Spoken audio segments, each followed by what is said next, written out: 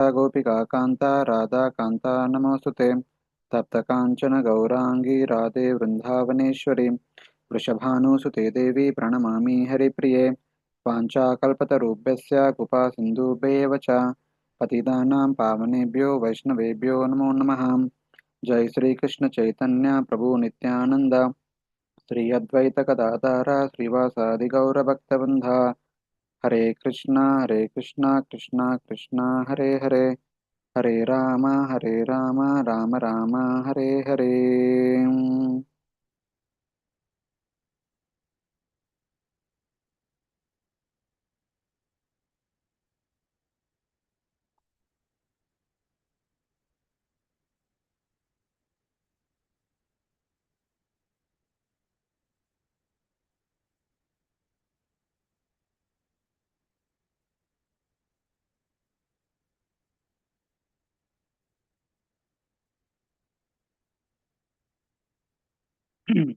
Hare Krishna. Welcome to all the devotees to our Srimad Bhagavatam Canto 5 Bhakti Vaibhav study. So, until now, we were discussing from uh, chapter 16, 17, 19, 20 of the fifth canto, wherein the different divisions, subdivisions of the Bhumandala are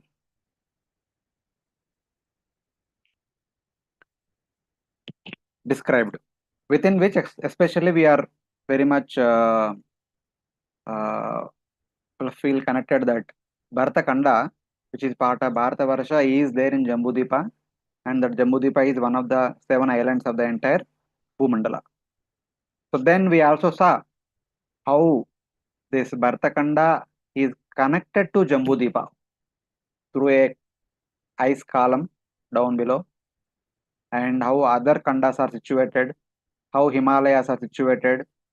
Though the entire Bhumandala is very vast and very huge, but to our sensual perception, it is beyond.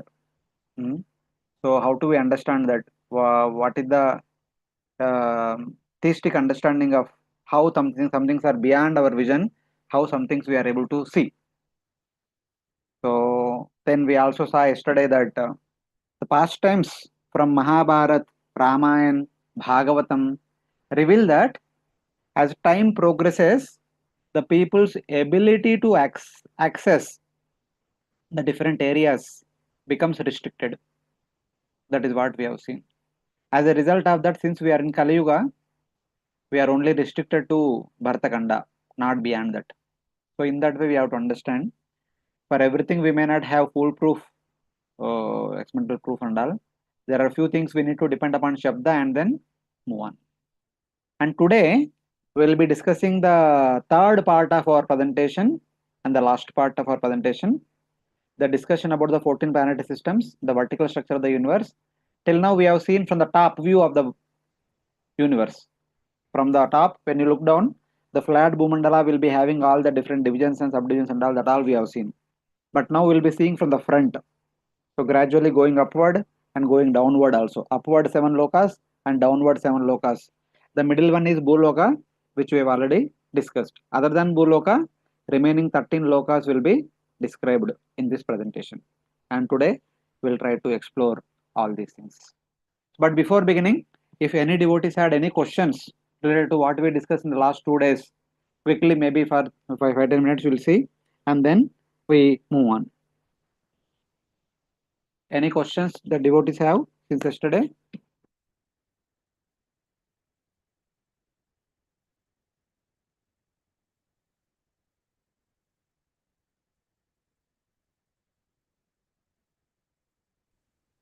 Hare Krishna, Priji. Yes, Prajit. Priji, yesterday, like we were trying to reconcile all the scientific understandings with this. So, with regards to that, I had like a question with regards to this satellites and all. So, how we understand or how we present them? Like normal understanding goes like for like suppose there is a satellite space station for India, so it will continuously be located close to India, yeah, just above India, so that it There are two transmits. category of satellites. Some satellites are Okay. revolving around Earth, just like the moon is revolving around Earth. They keep Okay. moving. That is one category of satellite. There are other category of satellites are geostationary satellites. Hmm. They are locked onto a particular place or a particular country, and they will Yes, be right. visualizing in that area only, especially on the country borders. So to understand others' intrusion, etc., etc. So they are locked onto the Earth. So normal understanding, people say that since Earth is revolving around itself, the satellite also revolves around. I mean, it is locked onto Earth, so it has to revolve with the same speed as that of the Earth, like that they say. But Bhagavatam understanding is that the Earth is not revolving, but surrounding Earth, the entire atmosphere is revolving. The star belt is revolving. The entire space is revolving. All the stars that are in the space, they are all revolving. Today we are going to discuss that. So since they are all revolving, the environment is revolving, and you want to put some object at a fixed space. That means your object should go in the opposite direction of the environment to the same speed as that of the environment, so that it will remain at one place with respect to the Earth. If you don't go in the opposite direction, the environment will take you along with it. So like that. In that way, we Okay. have to understand. Thank you. So, I mean, calling it as environment may not be correct, but later on when we come to the section, then we may get some Bhagavatam names. We'll discuss now. Yes, Pruji. Guruji, Chaturyuga, it will have effect on only on earthly planet or Only, entire not even earthly planet, only within Bharatavarsha. The rest of the Bhumandala does not have the Chaturyuga concept. They only have one Treta Yuga, always. Malab, Treta Yuga like atmosphere always. Only within Bharatavarsha, there is constant change. Satya, Treta, Dwapara, Kali.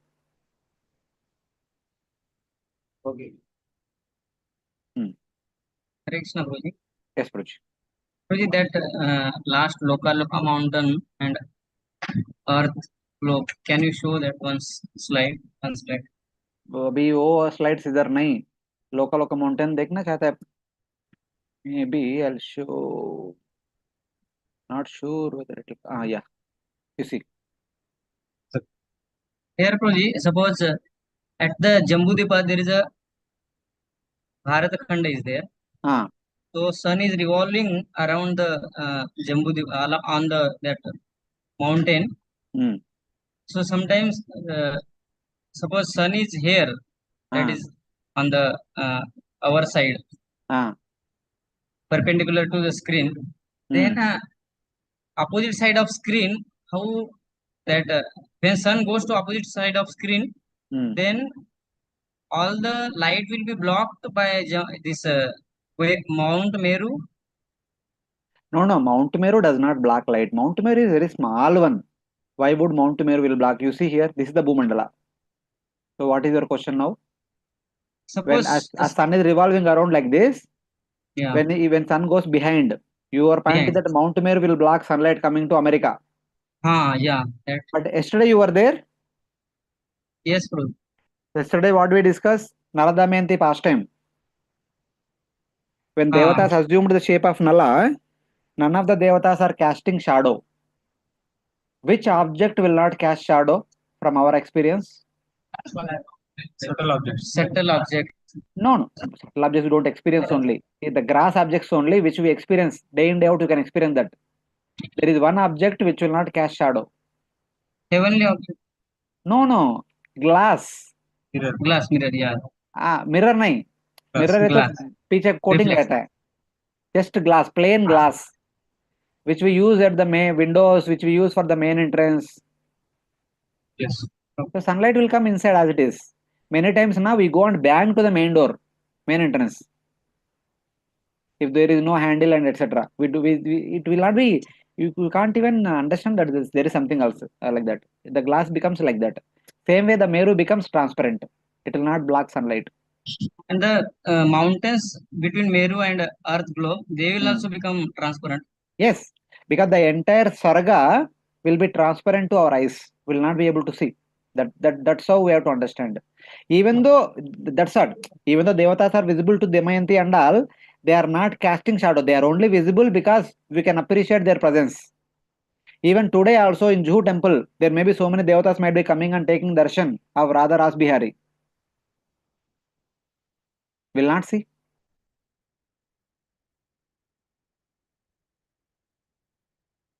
They are transparent. They are there, but they are transparent. We can't see.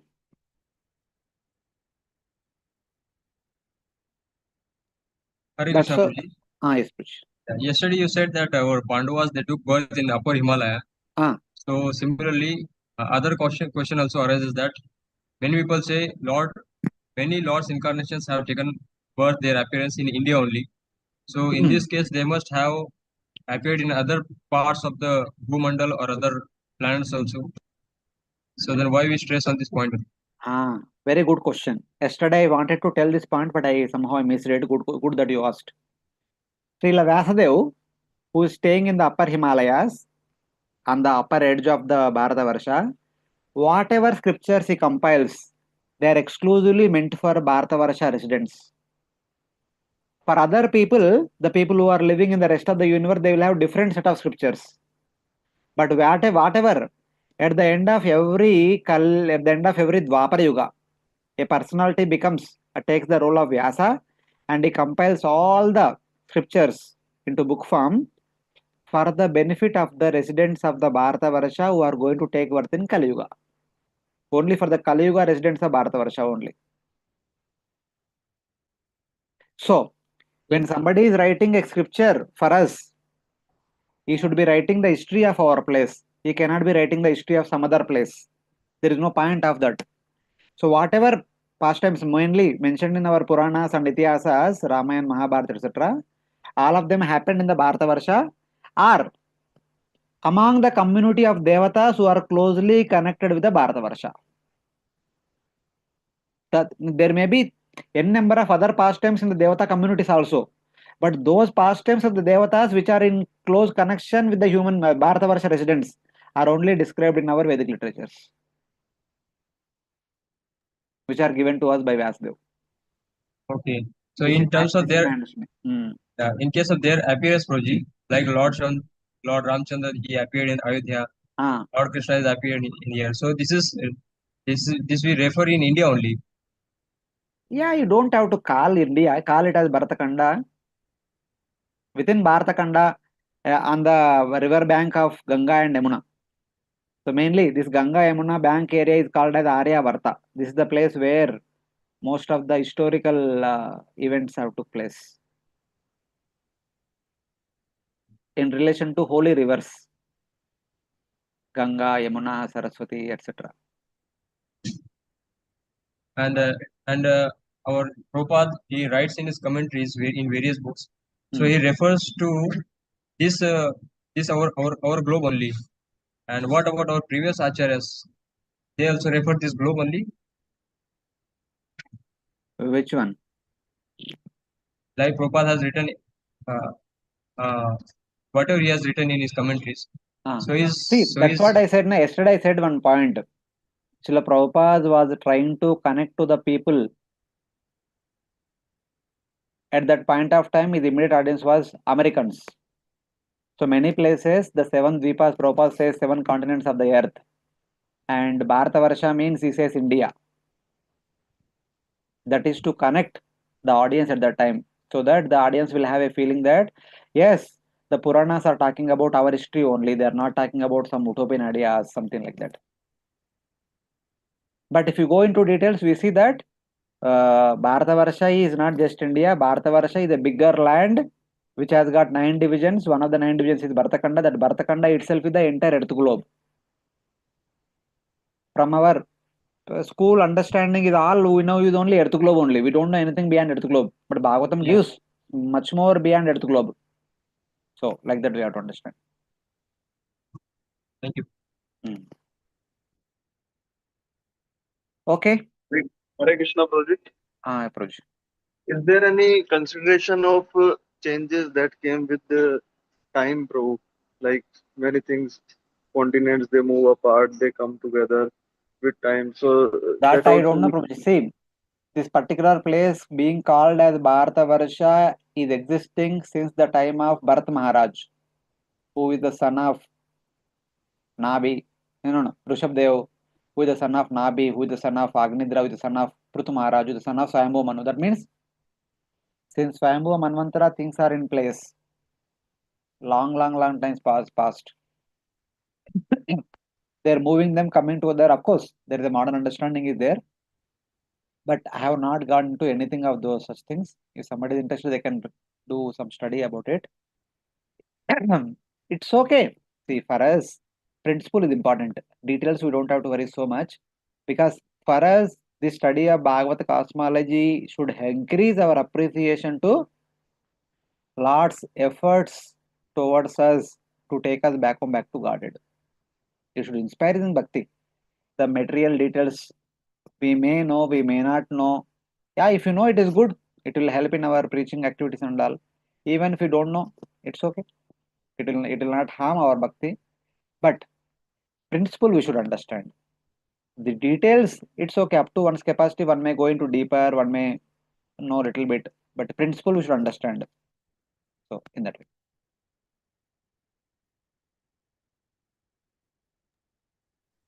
Hare Krishna Prabhuji. Yes, Prabhuji. The Kali Yuga people don't have access to go in different territory. This Bharata Khanda. Then the so-called modern invention and satellites and all those things, which direction they are heading? Towards the Loka mountain side or towards the pole star side? I don't know. You just see.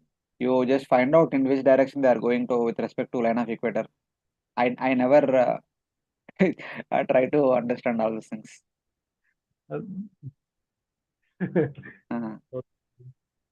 Yeah, you can try, Prabhuji. You can try and you can share with all the devotees. Everyone get benefited. Not that we should not know, but someone who is curious should know. Should tell, should inform others. The stars which we perceive for Jyotishya Shastra and Panchang, they are in between the pole star and this local. How we can perceive this angle of vision? Which angle of vision? The stars that are used in Jyotisha are in line with the path of sun. They are along with the path of sun. What is the path of sun?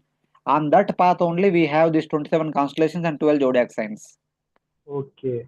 All independent stars are spread everywhere. But the constellations and Rashis are on the path of sun. East-west path. Okay. Not in the north. And we hear the say in the local villages that whoever ancestors whoever did pious deeds or pious deeds, when they die, they will become a star, something like that we hear. They will not become star. They will get a star. See, Lord Krishna tells Arjuna to fight. Don't worry about the result. What was that? Jitva va bokshase mahim atova prapyasi swargam. If you win, you will get the kingdom. If you die, you will attain Swarga. So such a warriors, when they go to Swarga, they will be given one star to reside there. Star means, you just remember the aerial mansion created by Kardama Muni for Mother Devahuti. Every star will have the similar facilities. He simply duplicated the heavenly residence, but in a better way. That means one of the slide we are seeing that moon is nearer than sun. अभी no moon question नहीं, अभी बाद में हम देखेंगे. Don't worry. अभी आज का सेशन चालू करने दो थोड़ा सा.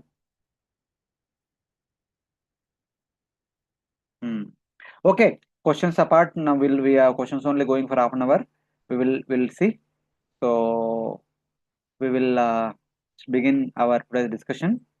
So now, since yesterday we have been discussing, last 2 days we have discussed about the Bhumandala thoroughly, and today we will discuss the vertical structure of the universe, which will describe the remaining 13 planetary systems. All these are we have shown. We'll discuss Bhuvarloka, Sargaloka, Maharloka, Janloka, Tapaloka, Satyaloka, Atala, Vitala, Sutala, Talatala, Mahatala, Rasatala, Patala, like that. All these 14 lokas are briefly presented in this section, and we'll try to understand. So, Bhagavatam does not describe, okay, these are all in this loka, not like that. It talks about one person. And later on, we have to see in which loka is situated. We'll understand that. First, with respect to the surface of the Bhumandala, as you go upward, first you come to sun. Sun will be the person who will be seen first. The sun is situated exactly in the middle of the universe with respect to the height of the universe. Out of 500 million yojanas, the sun is located 250 million yojanas from the bottom and from the top. He is situated in the middle of Bhuvarloka also, whose width is 2 lakh yojanas. And Bhuvarloka is the bridge between Bhuloka and Swargaloka. The width of the Bhuloka is 1 lakh yojanas. The width of the Bhuvarloka is 2 lakh yojanas. And the width of the Swargaloka will be like very much 3.5 million yojanas or something like that. It is there. So, and situated in the middle of the Bhuvarloka, thus sun is 1 lakh yojanas above Bhumandala, 1 lakh yojanas below Swargaloka. The sun is the master of heat, heats up and lights up the 3 lokas. Sun is made up of fire. His fire produces heat and light for Bhuloka, Bhuvarloka and Swargaloka. The lower 7 planetary systems do not get sunlight. The upper 4 planetary systems, Maharloka, Janloka, Tapaloka, Satyaloka, do not require sunlight.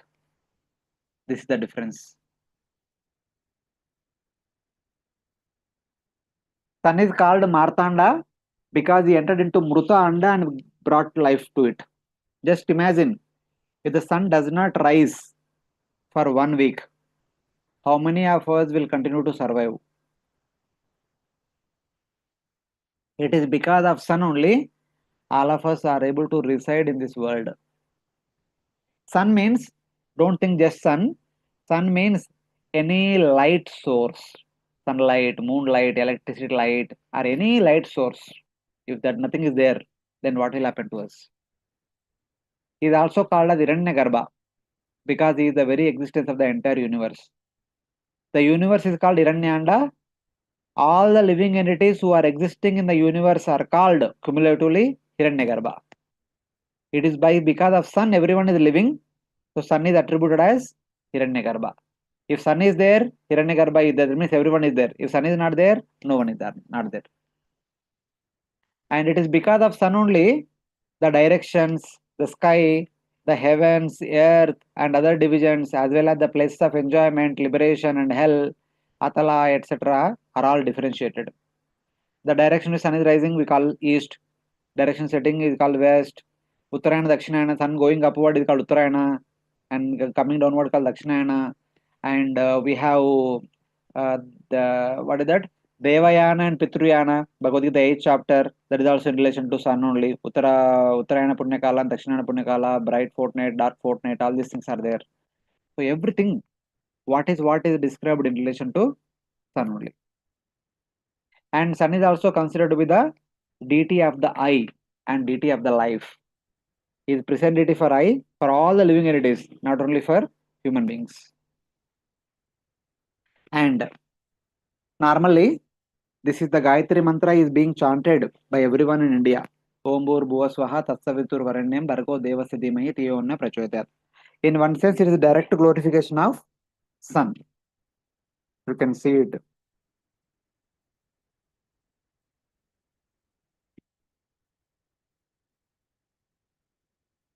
So this prayer actually talks about, anyway, you are already maintaining us, those residents who are living in the Bhuloka, Bhuvarloka and Swargaloka, by providing us heat and light and all other things. Please maintain our spiritual progress also. Please protect us, our spiritual progress also. That is the way it is being said. Then, here comes, the sun travels in a chariot which has only one wheel. And that wheel is connected to an axle, whose length is equal to the radius of Manasutara mountain. So one side of the axle is fixed to the lower part of the Mount Meru, and the other side of the axle comes to the wheel, and that wheel is rotating just above Manasutara mountain. The chariot wheel continuously rotates on Manasutara mountain like the wheel of an oil pressing machine. You see here. Here is Mount Meru, here is Manasutara mountain, here is Pole Star, Dhruvaloka. Here is the chariot wheel, which is located just above Manasutara mountain. Here is the body in which sun is seated. Here is the axle. One side is come to the base of the Mount Meru, other side is come to the wheel. And keeping this as the center, the chariot is keep rotating like this. And just like in oil pressing machine, the first axle is connected to second axle. Same way, the sun's axis, the first axle is connected to the upper end of the second axle is attached to the Dhruvaloka by a rope of wind. The second axle is here. The second axle is connected to the first axle. Here it is connected to Pole Star. Here it is connected to the first axle just above saltwater ocean. Wherever the saltwater ocean was there surrounding Jambudipa, that is where the second axle is connected to first axle. Because the second axle length is 1/4 of the first axle approximately. That is the length of Bharatkhanda to Pole Star. So in that way, this is almost equal to the Bharatkhanda to Pole Star distance. And sun also controls, not sun, the Dhruva also controls the motion of the sun with the help of 2 ropes. There is already Aruna, the chariot driver, who is controlling the speed of the sun, but still from the top, Dhruva also controls. He pulls the chariot during 6 months. The sun goes toward Dhruvaloka. As a result of that, sun is coming closer to Mount Meru, sun is going upward also. Sun is going upward is called as Uttarayana. Then other 6 months, Dhruva lets loose, then sun comes back. That is called Dakshinayana. So in this way, the orbital radius of sun is gradually decreasing 6 months, increasing 6 months, decreasing and increasing. Because when sun is here, it will revolve like this. When sun gradually goes upward, his orbit will be shifted upward and it will shift like this. Of course, these pictures are indicative of the principle, not exactly. So just to understand the principle. So now, why Dhruva is doing all these things? The Dhruva requested Lord Dhruva told Narada Muni, if you can prescribe a means to attain the position superior to that of my great grandfather, please tell me. So his great grandfather was Brahma. So Brahma's position is the creator of the universe. There is only one position which is superior to that of Brahma's position, that is Lord Vishnu's position, that is maintenance of the universe. Since he prayed for it, Lord Vishnu had to give Dhruva. Lord Vishnu gave his own abode to Dhruva, which became known as Dhruvaloka. Lord Vishnu gave his own seva to Dhruva. So today, it is Dhruva who is maintaining the universe on behalf of Lord Vishnu. That's why Dhruva only controlling the motion of the sun, going upward, coming downward. So maintenance means providing whatever we need. Now, from material nature point of view, we get whatever we need by the change of the seasons. Summer, water evaporates. Rainy season, water comes down. Then we can start plowing the crops and all. So that's where we need our food. The water is there, green grasses will be there, cows will eat green grasses, they'll give milk products. So like this, all our maintenance is sustained by the change of the seasons. The change of the seasons is done by Dhruva pulling and letting loose. That's how Dhruva is maintaining the entire universe. So like that. Here is the modern day oil pressing machine, not modern day, the previous oil pressing machine. This is exactly as Mount Meru. This is Pole Star. This is first axle. This is second axle. So like that.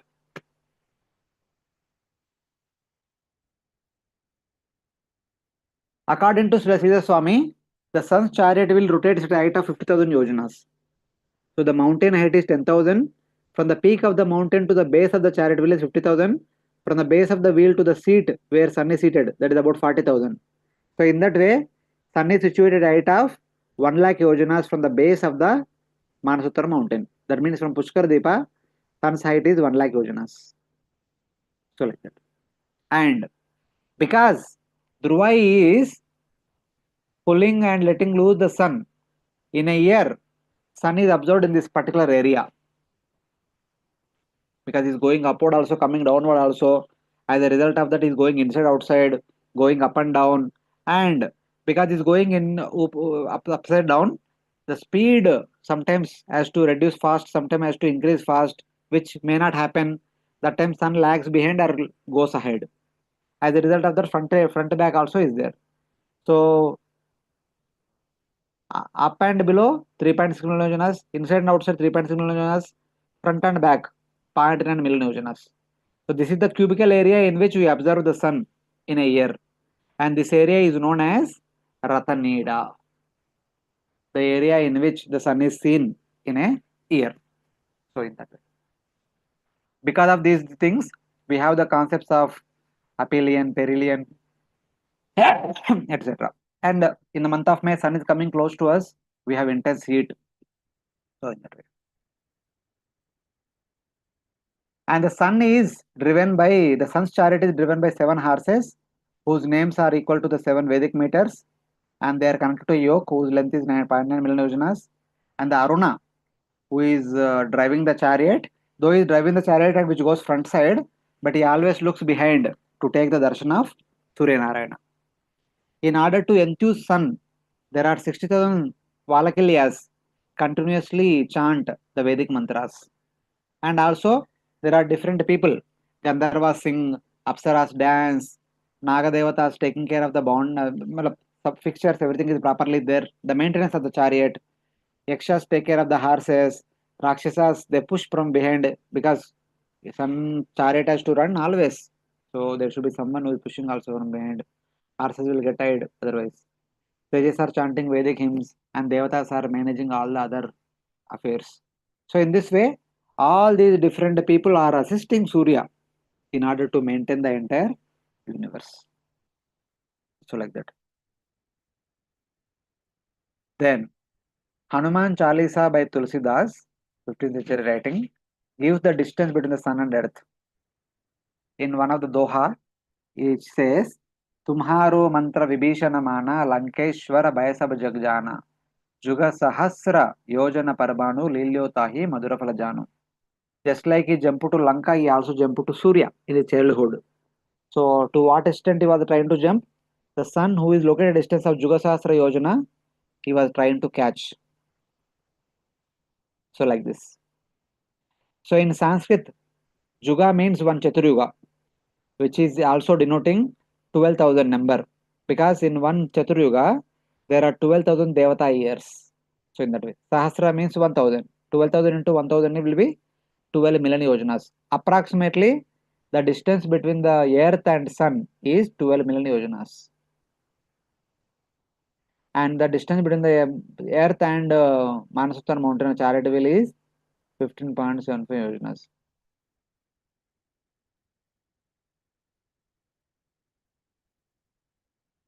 So you can see in miles, you can see in kilometers also. Normally, the science say that the sun is a distance of 1 astronomical unit, 150 million kilometers, plus or minus some is there. But this is coming up to 150. The reason is, when we write poetry, we take nearby round figures. Exact numbers we don't use in poetry because it is difficult to write in poetry the decimal points. They use nearby round figure. That's why they have rounded up to 12,000. Then this is the prayer we regularly recite for the glorification of sun.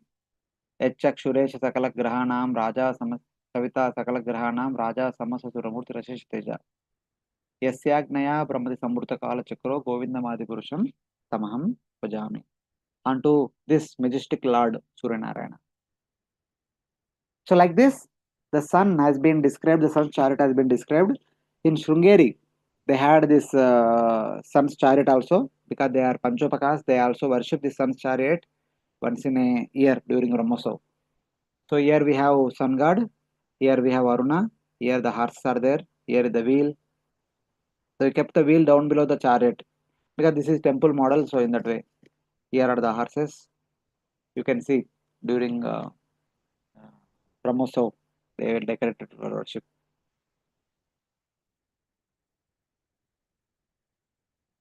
So then, as you go upward, then you encounter the moon. We are starting from the plane of the Bhumandala. As we are going upward, first we encountered sun, then we encounter moon. So, with respect to the rays of the sun that are coming to the Bhartakhanda, the moon is located at a height of 1 lakh yojanas. The moon is not exactly 1 lakh yojanas above sun. Sun is here, the moon is here, not like that. Moon is above the rays of the sun that are coming to earth globe. So like that we have to see. So moon is very close to earth, sun is very far, but height wise the moon is above, sun is below. But later on we'll see. Just now we saw that Dhruva pulls. As a result of that, sun goes upward and come downward. Same way Dhruva pulls moon also. Moon also goes upward and downward. So these entities are constantly going up and down. So their being up and down is not a permanent reality. So Vayupurana says the details mentioned in the Bhagavatam or any other Purana are the positions of the planets on the day of Makara Sankranti, at the end of the Dakshinayana Punyakala.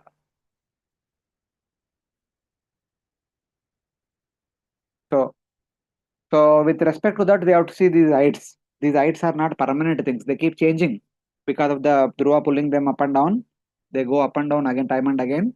But they are at particular heights which are recorded in the Bhagavatam and other Puranas on the day of Makar Sankranti. Like that we have to take. So these are some verses we know from Bhagavad Gita. The sun, moon and all, they are Vibhuti of Supreme Lord. So sun has a function visa and moon also has another function that Pushnami Aushadhi Sarva Somutara. He is giving us all the Aushadhi, all the vegetables and food grains. So now there is sun, moon and earth. So though we have seen that, so sun is here from year to year, the moon is here. Sun is at a distance of approximately 12 million yojanas and moon is at what distance also, like that. There may be so many doubts. In Rigveda, there is a description.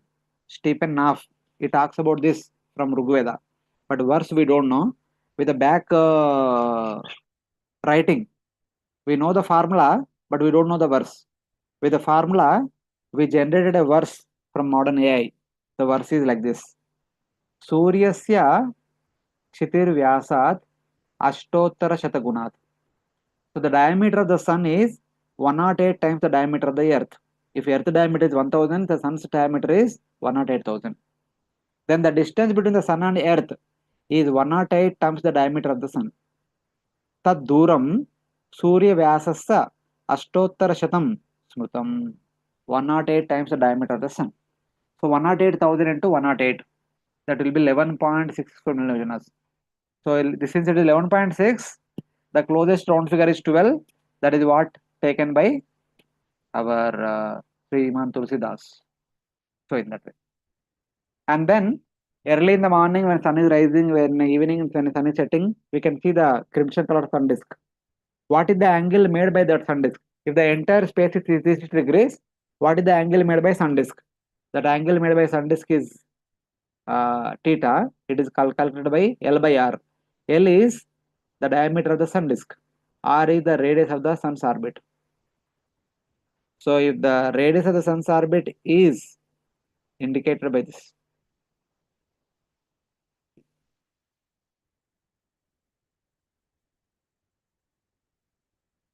So this is, it is coming to half degree. So it comes to 1 by 108 radians because the distance is 108 times to the diameter of the sun. So 1 by 108. Same way for moon. The moon diameter is 108 by 400 times the diameter of the earth. So 1000 into 108 by 400. That becomes 270. It is basically 1/4. 108 by 400 means little more than 1/4. So that okay. 1/4 is 250, little more than 1/4 is 270. And then the distance to sun and moon is, moon and earth is this much.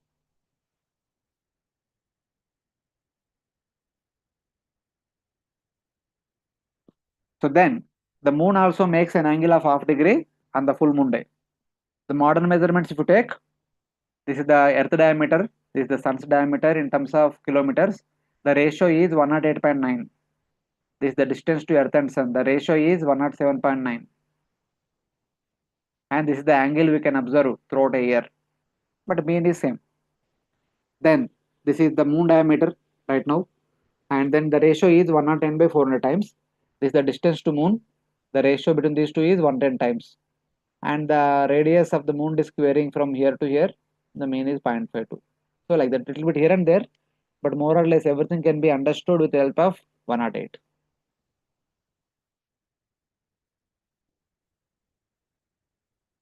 Now, the important point. Even though in all our pictures, we have been showing that sun and moon and all these things are revolving around Mount Meru. But now if you take, what is the radius of the moon?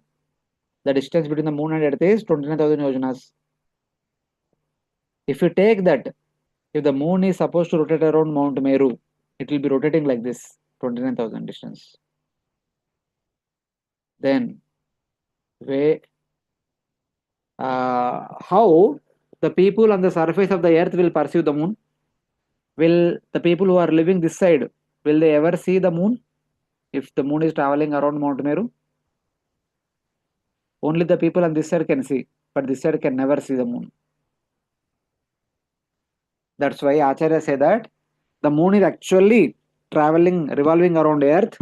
Just like moon is revolving around earth, all the planets are also revolving around the earth. And because some of them are at height, so then they are revolving around the line joining the pole star and earth. So pole star is here, earth is here. You draw a line, this perpendicular to this line, all the planetary paths are there, all the planetary orbits are there. So here you see the sun's orbit at the end of Uttarayana, sun's orbit in the month of April and October, sun's orbit at the end of Dakshinayana, that is Makar Sankranti. At the bottommost, it will be there in Makar Sankranti, Karaka Sankranti, and Tula Sankranti, and Meena Sankranti here. So this is how we have to understand. This is the picture drawn by Sri Thiruvenkad Ramanujayar. Yesterday we saw the video also. The same person. So here is sun. Because since the orbital radius of the moon is only 30,000 yojanas, the distance between the Mount Meru and sun is earth is 50,000 yojanas. So it cannot revolve around Meru. It should revolve around earth globe only. So that reason. Because it is only 30,000. So it should be around earth globe.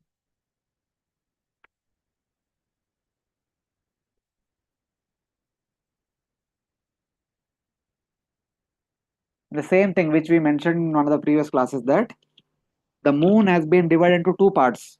On one side, Pitru Devatas are residing. On the other side, Sadhya Devatas are residing. When Pitru Devatas are having daytime, the Sadhya Devatas will have night time. When Pitru Devatas have night time, the Sadhya Devatas will have daytime. So, when it is daytime on the moon, it is suitable to worship the Devatas. When it is night time in the moon, it is suitable to worship the Pitrus. So Shukla Paksha is good for worshipping Devata, Krishna Paksha is good for worshipping Pitrus. Like that it is understood. That's why especially in the Bhadrapada Krishna Paksha, we worship all the Pitrus. There is a special Pitru Paksha. Basically, the moon is Pitruloka for all practical purposes. We may hear so much about Pitruloka many times in the Bhagavatam, Mahabharata, Ramayana. That means they are talking about Pitruloka.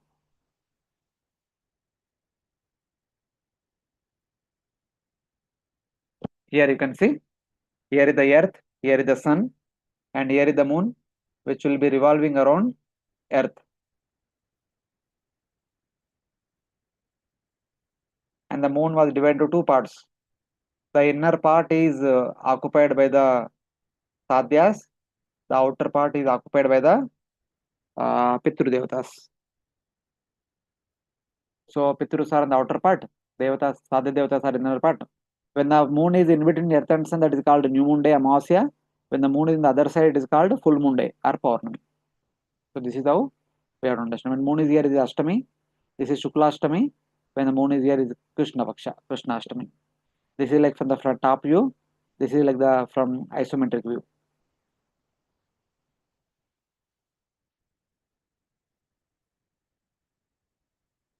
And now, one more interesting point is sun, as we experience today, nowadays, all of you are experiencing most big way compared to me. The sun is made up of condensed fire element. As a result of that, a lot of fire is coming from sun. And also, earth is made up of condensed earth element. The earth element is condensed and it is everything put together by adding little water and all. Just like sun is condensed fire, earth is condensed earth, the moon is condensed water element. Moon is made up of condensed water element. It is completely made up of ice. It is ice planet. That's why the moon rays are very much cooling.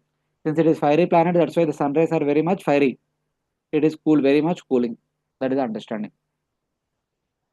Rasatmaka Soma. Bhagavad Gita we see na. Soma's nature is rasa. It is made up of rasa. What do you mean by rasa? Rasoham apsu. Rasa is water. So this was the prayer we discussed also 5:20:12, where Plakshadiva, they are offering their prayer to moon god, asking that you are providing food for everyone, you please provide food for us also. That's why the moon is providing the Somarasa as a ocean to the residents of the Plakshadipa. So in that way, same thing is indicated here.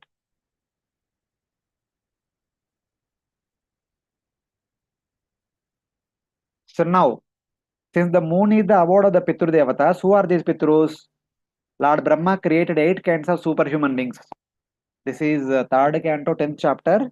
The last 2 verses talks about the 8 types of superhuman beings, and their individual creation, step-by-step creation will come in the 20th chapter, 3rd canto. So there are Asuras, there are Devatas, there are Yakshas and Rakshasas, there are Gandharvas, Apsaras, there are Kinnaras and Kimpurushas, there are Siddhacharana Vidyadharas, and there are Bhuta Preta Pishashas, and there are also Sadhyas and Pitrus. Sadhyas and Pitrus were created together, and both of them are given the moon for their residence. So in that way. And then, first Brahma, 4 Pitrus were produced. 4 Pitru brothers, quadrupeds we can say. And all 4 of them married the 15th daughter of Daksha, that is Svada. Of these 4, 2 of them are residing in the moon, and 2 of them are residing in the Narakaloka. In Narakaloka, there are the places where Yamaraj and all reside. That is the place the 2 younger brothers have chosen, and they are residing there, and that place is called as Pitruloka. Secondary Pitruloka. You can see here who are staying there where. We have 4 categories: Agnishwatas, Barishadas, Saumyas, and Najyapas. These 2 are staying in the Yamaloka, Pitruloka. These 2 are staying in the Moon Pitruloka. Moon Pitruloka is the superior Pitruloka. Yamaloka Pitruloka is the inferior Pitruloka. So that's how we have to understand. And they have some duties to perform. And then the moon landing, the scientific and modern, the Vedic understanding is. So here there is some brief information is there. You can see. So Russia had sent a mission in 1959. In competition to that, NASA had sent Apollo 11 mission on 1969. So it took 2 human beings, Neil Armstrong and Buzz Aldrin, and they were staying there in the moon for half an hour or something like that, and they collected some items and came back. NASA claims that even from 1969 to 72, 6 more manned US landings happened, and so many unmanned landings also happened, but 76 to 2013, no soft landings were happening. Afterward, there were some, and India also tried to do something. Chandrayaan-1 had sent a camera to the orbit of the moon so that they can capture the pictures of the moon. Chandrayaan-2, they were trying to land on the moon. They landed somehow, but the last minute they lost communication. But later on they said they landed. But the Chandrayaan-3, they successfully landed on the south pole of the moon, etc. China also sent Chang'e-1, Chang'e-3 onto the orbit of the moon to capture the pictures of the moon. So like the different countries are doing, there are many more. I just gave a brief summary. Here you can see the NASA thing. So they landed on the moon. This is the Regal mission. So they have put their national flag, offering respects, and coming back.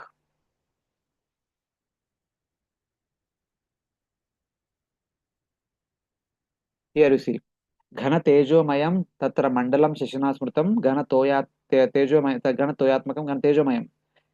So Bhaskara is Tejomayam. Ghana Tejomayam, solidified fire. Shashi, the moon is Ghana Toyatmakam, the solidified water. But in these three pictures, if it is really moon, you should be able to see the solidified water everywhere, ice everywhere, according to scriptures.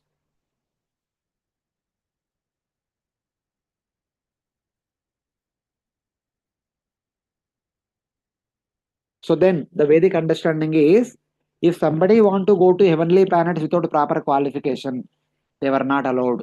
Instead, they were sent to the lower position than their current position. Classical example is Trishanku. So Vishwamitra was trying to send Trishanku to Swarga, though Trishanku had no qualification, but Indra was pushing him downward. And Vishwamitra was sending him upward. Since Vishwamitra promised him that I will send you to Swarga, for that purpose, Vishwamitra created an artificial heaven. And it is said that even today we can see that artificial heaven. So, like, it is called Trishanku Swarga. But with the qualification, people like Arjuna, Yudhishthira, Raivata, and Nahusha can go to heaven and come back also. Katvanga Maharaj, and many more. 9th canto, we have a lot of examples.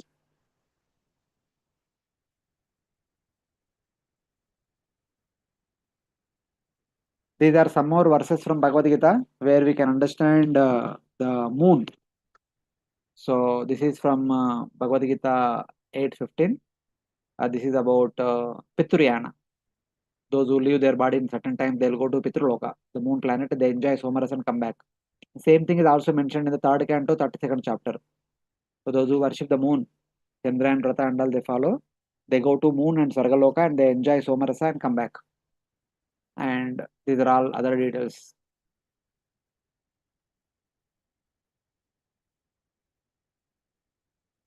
And these are other additional details. Sarva Jiva Nivaha Prano Jivas. The moon is called life itself, supporting the life of all beings because he is providing food for everyone. Annam hi pranam prana. Food is the life of all beings. If there is no food, we will not live.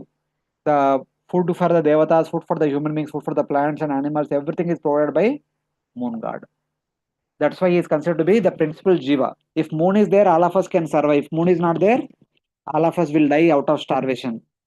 So moon is called jiva. All the jivas are existing because moon is existing. So in that way.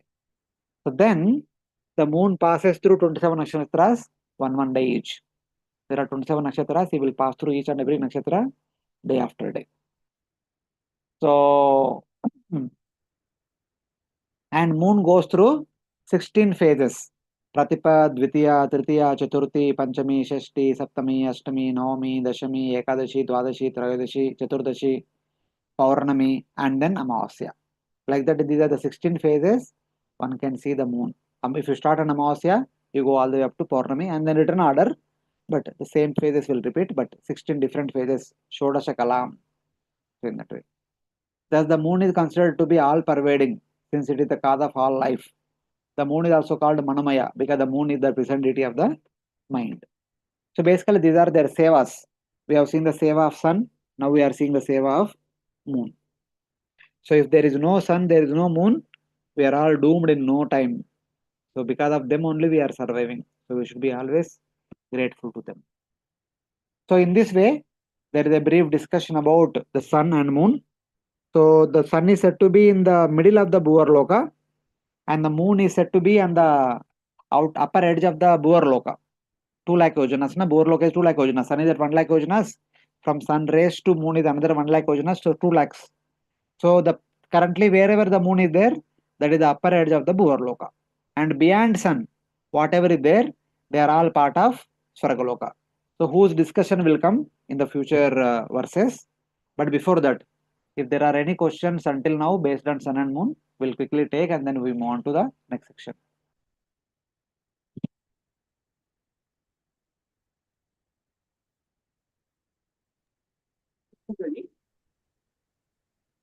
Your voice is very low. Yes, please. Now, Prabhuji?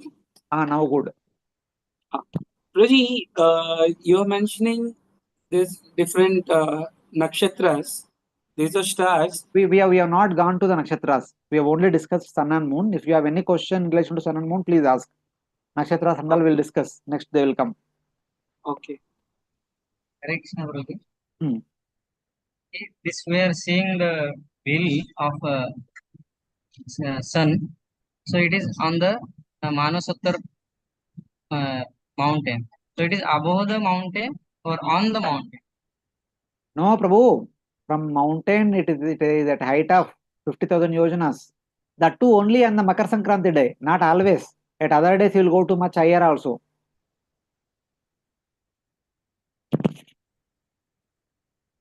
So I had to go long back. I have showed na 50,000 yojanas above. See, from here to here 50,000 yojanas, from here to here 40,000 yojanas, and this mountain 10,000, 10, 50, 40, total 1 lakh. From the base of the mountain to the place where sun is seated, that is total 1 lakh. One more question. That we are mentioning that two Pitralokas there. One is on the moon and another is there in Yamaraj. This is the main Pitraloka. There is another Pitraloka here, secondary Pitraloka here. Yes. So, when we offer Pitra Shraddha, Pitra, then where you mean basically on the Helios planet or moon or on the board? See, there are two kinds of Pitru Shraddhas. One is offering Shraddha rites to our forefathers, our father, grandfather, etc. The second one is the Pitru Devatas in general. In Yajna also, we offer some oblations to Pitru Devatas, that is in general. But especially in the Bhadrapada month, we are offering the Pitru Shraddha for our ancestors. We don't know where they are. It does not matter where they are. Whether really they are in the Pitraloka or not also we don't know. But it is our duty to offer Shraddha rites, we'll offer Shraddha rites. If they have performed sufficient sadhana to go to Pitraloka, they might have gone to Pitraloka. Otherwise, they will not go to Pitraloka just like that. Every dying person will not go to Pitraloka. Just like we are all practicing bhakti to go to Goloka. There is also a sadhana to go to Pitraloka also. Those who follow that sadhana only will go to Pitraloka. Everyone will not go. Prabhuji, this in one side it is mentioned that Pitru is the fire. So different planets, different living entity is different ingredient then. No, sun is made up of fire and moon is made up of water. So like that, yes, the different planets are made up of different elements predominantly. The details I don't remember right now. They are there. They are there in our Vedic literatures.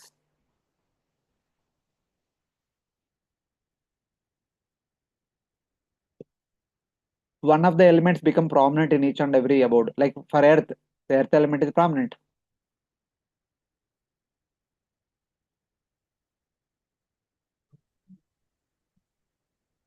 Krishna Prabhu. Yes, Prabhu. So this moon, Prabhuji, it reflects light of sun or? Yes, the moon reflects sunlight. Only sun is self-luminous. The remaining grahas are all reflecting sunlight. And this moon is for our earthly globe. For other rest of the Bhukhanda, no moon is there or what? Like they do not. It is not visible, Prabhuji? No, not like that. There is only one moon for the entire universe. Even for Bhuloka, Bhurloka, Swargaloka, for all of them, there is only one moon. That moon is this moon. Okay. Prabhu, yes, Prabhu. Can you explain that slide, Prabhuji, where moon, sun, and earth was there, and different phases were there, different position was there of moon?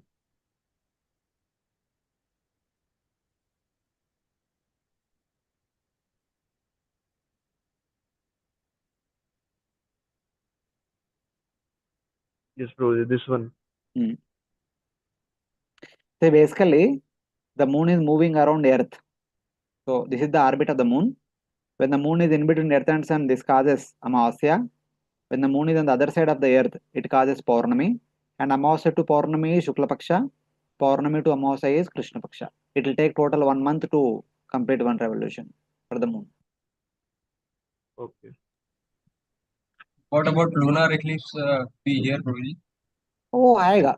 See, when all the three and along with that Rahu is in between, when all the four are in the same line, that time it causes eclipse. Even now you can see these three are in the same line, but horizontally they may be in the same line or this way.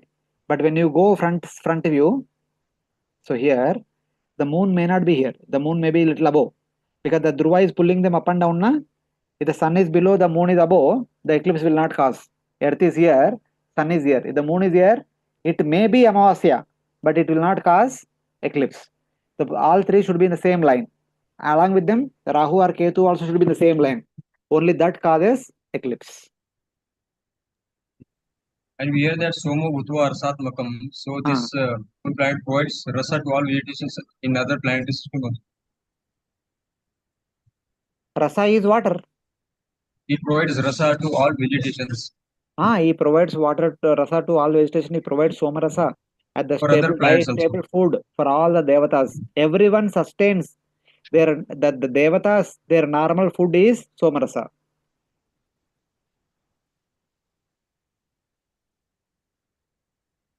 Prabhu, and our earth, so as per our scriptures, earth does not, it neither rotates, neither it does revolution, right? Yeah, there is no mention in the scriptures about earth movement. Yes, Prabhu. And is there any mention of the exact position of earth, whether as in India, if we are standing and above our head is pointing towards Mount Meru, or opposite direction of the Mount Meru? Opposite direction. Opposite direction of the Mount Meru. Okay. So if we go diagonally opposite on our Earth globe, then if we stand there, then it will point towards Mount Meru. Yes, yes. So that is why, Prabhuji, in India, summer seasons are more. Yes, that's why in India summer seasons are more.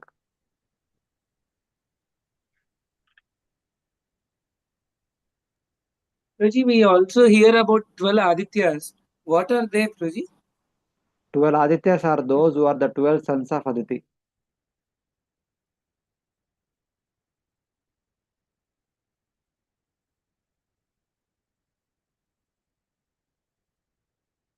Any other question?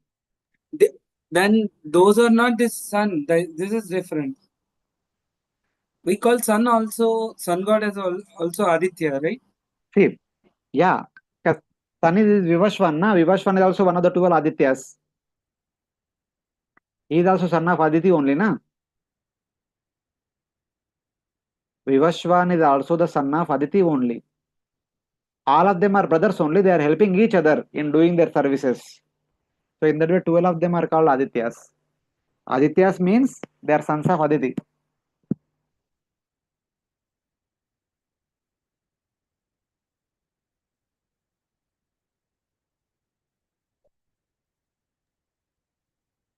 Hare Krishna Prabhuji.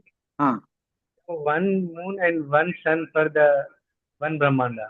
Yes. We hear the pastime in the Vrindavana that when Krishna jumped in the river Yamuna and the 12 suns appeared to remove his cold, like that we hear pastime. It is not that 12 suns appeared, the one sun's intensity expanded into 12 suns intensity. As if 12 suns are there, like that.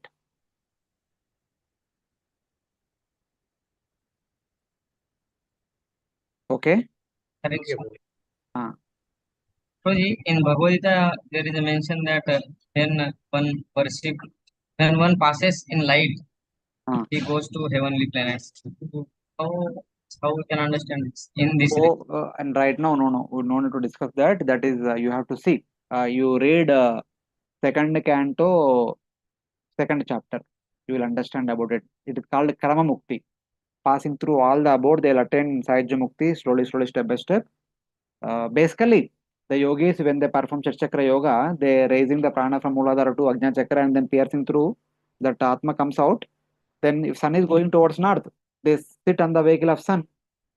It's basically you are going from place A to place B. Either you can walk or you can take the help of someone who is going in the direction. So anyway, sun and moon are going towards north only. You take their help and go some distance. and say bye bye to them and then go on further. Somebody else will help afterwards. So like that.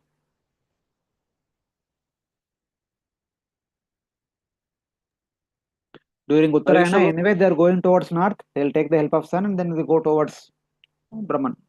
So in that way. So just to check the understanding, when we hear this statement that moon is further than sun, that does mean that in terms of height. In terms of height on that particular day, it is higher. So that way Prabhupada said the moon is farther than sun, height wise, not from point to point distance. But anyway, these heights are not permanent, na? As we discussed. They keep changing. Okay. But generally, Prabhuji, then moon is higher than sun. No. Why? Sun is much higher than moon at many times. No, distance is. See, on the day of Makar Sankranti, sun will be at the bottommost point. Yes. So that's why rest all will be above sun. But throughout the year, sun will go to the top of the universe. As much as he could go. No, height in terms of Prabhuji from the Bhumandala, I was saying. From the Bhumandala, height of the moon is more than sun. On that day, it is more. Not always. Not always. Because the moon also goes up and down, na? When it's going up and down, the distance will increase. So, for example, on this Makar Sankranti, assume that the sun is at the bottommost point, the moon is in the topmost point. After some time, the moon will come down, sun will go up.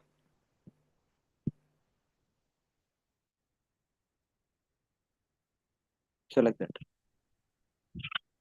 So even if the moon comes down, and does like sun, when sun goes up, it goes above moon also? See, above moon, Prabhuji, kindly remember, Roji. So earth is here, the moon is here only goes up and down. The sun is at far distance, here he goes up and down. It does not matter. So up or down, it does not matter to us anyway. Okay. You just observe the sky for 1 month. You will understand the moon is going. What is the way the moon is traveling throughout the month? At what height, at what distance they are revolving around. So. Hare Krishna Prabhuji. Yes, in the Bhagavad Gita 8th chapter, Krishna says that during this period, if you leave the body, you will go attain Swarga. If you leave this period of time, Dakshinayana, you will go down, something like that. Can you relate with it? No, there is nothing like that. See, not just by dying on that time you will go. No, you have performed sadhana throughout the life, and it's basically if you want to go from place A to place B, either you go by your own effort or you take the help of somebody who is already going toward the direction and take their help. That is the understanding. And during these timings, these people are going in the direction, they will help you so that your journey will be faster and easy. You will get a lift.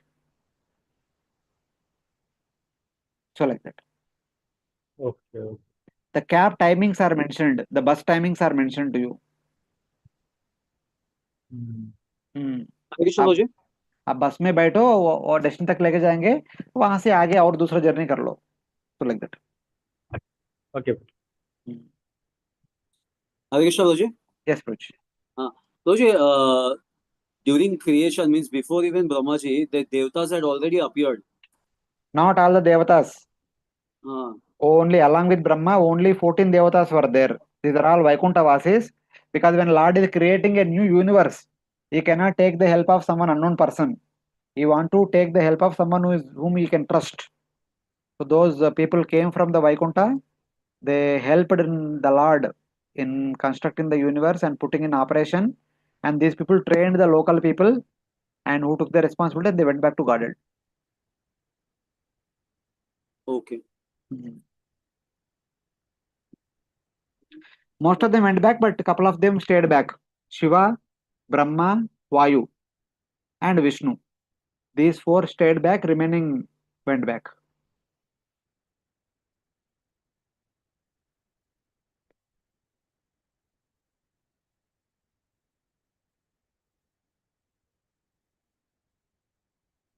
Okay, we'll go ahead. I think this could be like many people have made a lot of questions about sun and moon. We have seen that. But one thing, see, Prabhupada was making that statement because that was the need of the hour. In 1969, the NASA's moon landing, what happened, and people were talking about it a lot. So Prabhupada somehow or other want to dissuade our devotees not to discuss too much about that.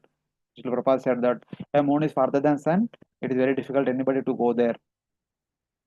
So just to make it, what you can say, not worthy topic of discussion, like that, something like that, at least within the devotee community.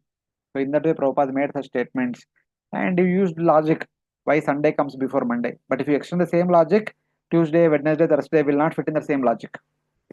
But anyway, technically, their positioning of up and down is not a permanent position. They time to time they keep changing. So in that way, that was the need of the hour at that time. So Prabhupada used that statement. So we don't have to worry about that so much. So now, as you go upward, we'll come to 27 nakshatras. The 27 nakshatras are the residences of 27 daughters of Daksha, who are given in marriage to moon god.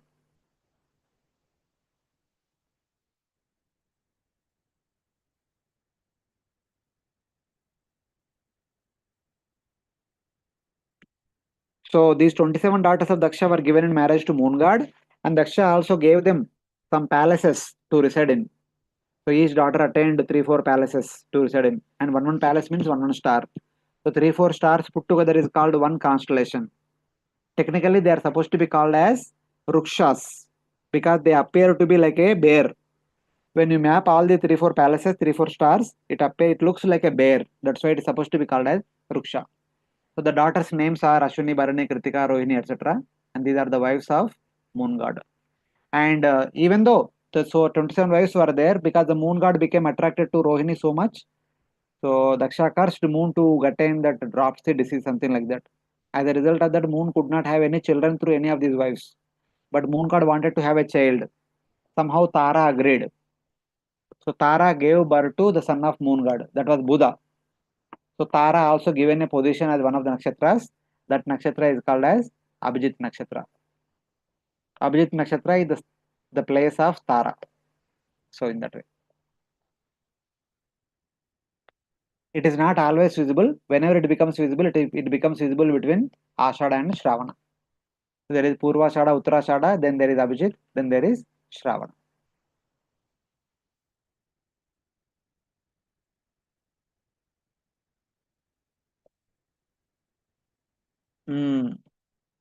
So nakshatra means nak asmat rayate iti nakshatra.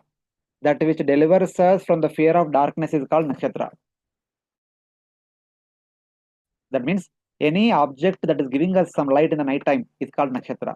Among all those objects who are giving us light, the light coming from the moon is best. That's why Lord Krishna says, Nakshatra-nam aham shashi. So in that way. And then there is Ruksha. So Ruksha is among the nakshatras, all those objects that are emitting some light in the night time, there are 4 categories. The first category is Ruksha. The Ruksha are the group of small number of group of stars. Like that, there are 27 groups are there. The 27 groups are given to 27 daughters of Daksha. So in that way. And there are 12 bigger groups. Each group will have 12 to 30 nakshatras, 12 to 30 stars. So they are called zodiac signs. Mesha, Rushabha, Mithuna, Tula, etc. And then the third category is individual independent stars. All the heavenly residents stay in these independent stars only. The Rashis are also resided by some stages. So each Tara will have a dimension of half yojana to 100 yojanas. The smallest one is half yojana, biggest one is 100 yojanas. 6.5 kilometers to 39 kilometers. So the word comes from through. Through means to cross. Those who cross this material world, when they go to Swarga, they will attain Taraka. So in that way. So all the Taras are also bright and white and bright. They are self-luminous. And the fourth category is Graha. So Riksha, Rashi, Taraka. Taraka are the independent stars. Riksha is combination of few stars. Rashi, the combination of many stars. But in a way, all these are stars only. All stars are small in their size, 0.5 to 100. Okay? And they all revolve at the same speed. And all these are self-luminous. When it comes to Graha, their sizes are bigger than the stars. They revolve at different speeds and they reflect sunlight. They are not self-luminous. Only sun is self-luminous. Remaining Grahas reflect sunlight. These are the differences between the Grahas and other three. That's why Lord Krishna says, Jyotisham Raviramshman. Among all the objects, both in the day and night that emit light, I am sun. Because sunlight is much better than that of moonlight. So that's how it is indicated.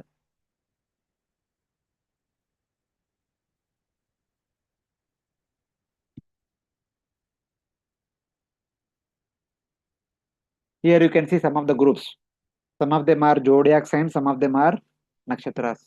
So basically, even though these 27 are supposed to be called as rikshas, somehow people do not call them as rikshas, but now they are called as nakshatra. So technically nakshatra means all the four. But today in the Vyavaharika, nakshatra refers to these 27 constellation groups, Ashwini, Bharani, Kritika, etc. So these are some of the star components. This is Saptarushi Mandal. This is pole star, Matlab Dhruvaloka. These are all their different constellations.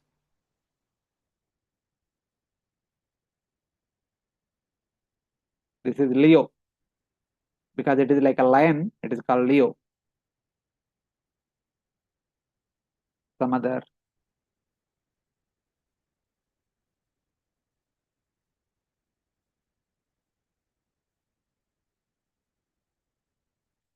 These are some of the examples in the scriptures. You can see the heavens are filled with Vimanas. Just like that of Devahuti and Kardama Muni.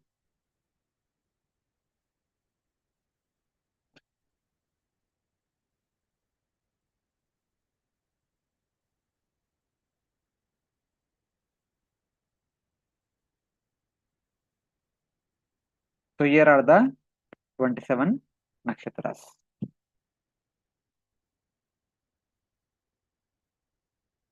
Then, as we go upward, because these are all said to be one above the other, because that was the positioning of these planets and nakshatras and all on the day of Makar Sankranti. At other times, their positioning may be different, but on this particular day, it is like this. Shukra Graha, which is the abode of Shukracharya. Shukra Graha is actually the abode of Shukracharya. Shukracharya stays there. It is 2 lakh yojanas above constellations. It moves like sun, sometimes behind and sometimes in front of sun. It is always favorable to for all people. Generally causes rain and removes evil influences of other planets. So whenever Shukra is near to us, it will provide good influence. When it is far, it provides, but the good influence may not be available. These are all like astrological things. So Bhagavatam just mentions, we don't have much information. It is the abode of Shukracharya, who is the son of Bhrigu, and he lives with his associates. Then as you go upward, we come to Buddha. Buddha is the son of moon god, moon and Tara. So it is situated 2 lakh yojanas above Venus. He also moves like Venus, generally auspicious, but when he goes away, he produces fearful situations such as drought, cyclones, and continuous clouds, etc. And then it is the abode of Buddha, the son of Soma and Tara. For more details, you can refer to this section. 9.1, 34 to 35, 9.14, 13 to 15. Of course, this entire 14th chapter is all about Buddha only. Then as we go upward, we come to Angaraka Graha. It is also called as Kuja and Mangala and Mars. 2 lakh yojanas above Mercury. Generally, it is auspicious, inauspicious, indicating grief. So people, of course, we are all brahmacharis, but outside people are worried about if their children have Kuja dosha or Mangal dosha. They don't get them married easily because they need to get married to another Mangal dosha person only. It is the abode of Kartikeya, the son of Lord Shiva and Mother Parvati. Passes through east sign in 3 fortnights if not traveling retrograde. Some traveling details. Then as we go upward, we come to Bruhaspati Graha, Guru Graha. 2 lakh yojanas above Mars.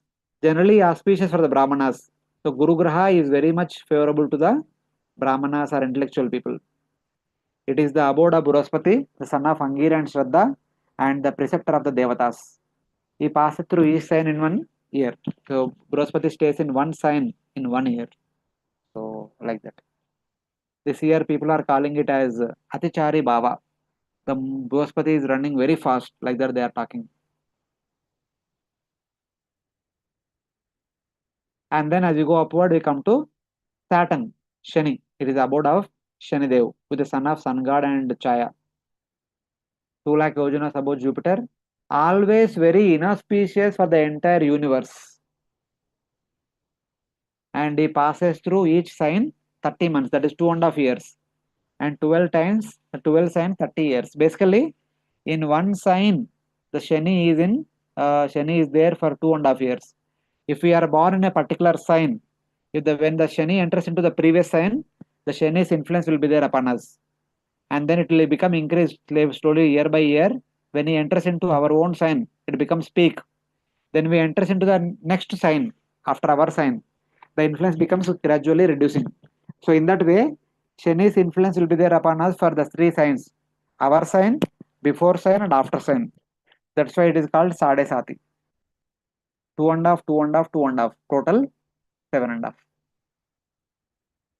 Then above Saturn, at a height of 1.1 million yojanas, we have Saptarushi Mandal. So Saptarushis are basically the sons of Brahma or grandsons of Brahma, who are generally residing in the Maharloka, Janaloka, Tapaloka, Satyaloka. But 7 of them are chosen to be with us, very close to us, so that they can guide us how to lead our life, especially how to follow the Varnashrama Dharma. They are the teachers of Nishkama Karma Yoga. They are here with us to teach Nishkama Karma Yoga. So they always think about the well-being of all of us, and they circumambulate Lord's supreme abode, that is Dhruvaloka. Always they move around Dhruvaloka and offer obeisance to Supreme Lord. And the sages are 2.5 million yojanas above Sun. During the 7th Manvantara, these are the 7 people residing in this Saptarushi Mandal. Kashyapa, Atri, Vashishta, Vishwamitra, Gautama, Jamadagni, and Bharadwaja. And in the first Manvantara, these were the 7 sages who have taken that responsibility. In the upcoming 8th Manvantara, these 7 sages will take the responsibility. Galava, Deeptiman, Parshurama, Ashwattama. Today, Parshurama's father is there, Jamadagni. So Ashwattama will be the next Saptarushi. Krupacharya, Ashwattama's uncle. Rishyashringa, we can see in Ramayana. And Vyasdeva, the current Vyasdeva will become Saptarushi in the next time.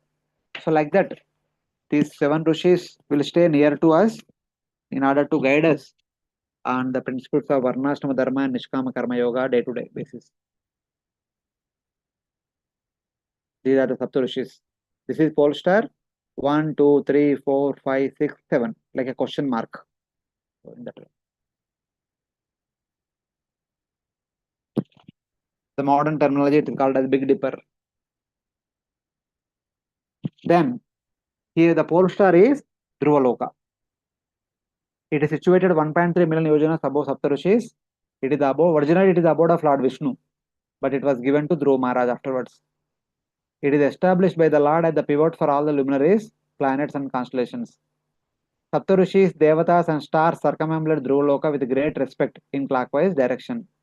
Dhruva still resides at the life source of all and remains until the end of the Kalpa. It is Dhruva who is residing in this Dhruvaloka, and he takes care of all of us in order to maintain all of us. So these are some of the verses which comes in the 4th canto. How Lord Vishnu is blessing Dhruva to go and stay in Dhruvaloka. How the Vishnu Dutas who came to take Dhruva on the spiritual Vimana, they are also talking about Dhruva that in this Dhruvaloka which is located above Saptarushi Mandal and below Maharloka. So like that. So in this way, we have seen starting from Bhumandala, first Sun is there, then Moon, then constellations, 27 constellations, Shukra Graha, Buddha Graha, Angaraka Graha, Bruhaspati Graha, Shani Graha, Saptarishi Mandal, and Dhruvaloka. So like this, one above the other, they are all situated as they gradually go upward. But this positioning is only on Makar Sankranti. Not always. Even though in this picture I showed this particular thing is very big and this is small, but actually from here to here is only 3.8, but here to here it is 48, 41. This is 41 and this is only 4. So it should be 1:10 ratio. But in order to show all these things, I kind of enlarged. So don't think that they are the such much height. The height is very small only. It is not so much.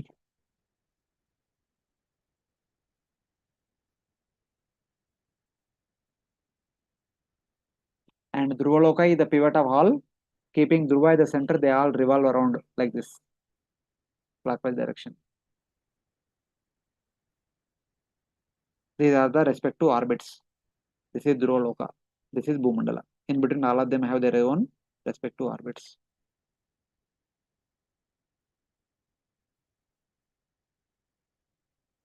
So this is the Vayupurana verse. Dakshinayana Marganto. At the end of the Dakshinayana course, these are the positions of the planets. So like that.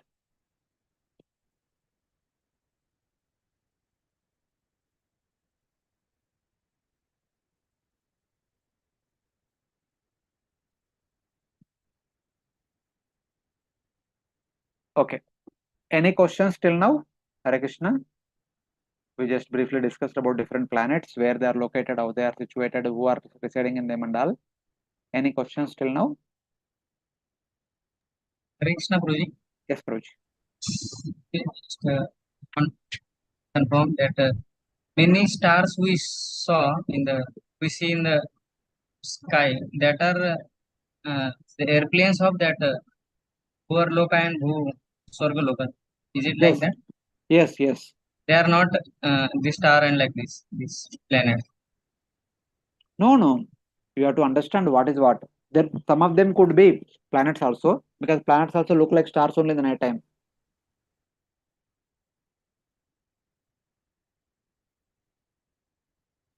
So, Prabhuji, how they understand that they are stars, they are constellations, and another planet? As knowledge is received from the top to bottom. So in that way. Today we may refer to mobile apps and all, but in the past, Acharyas would teach us what is what, because they had they heard from their teacher, like that knowledge is passed.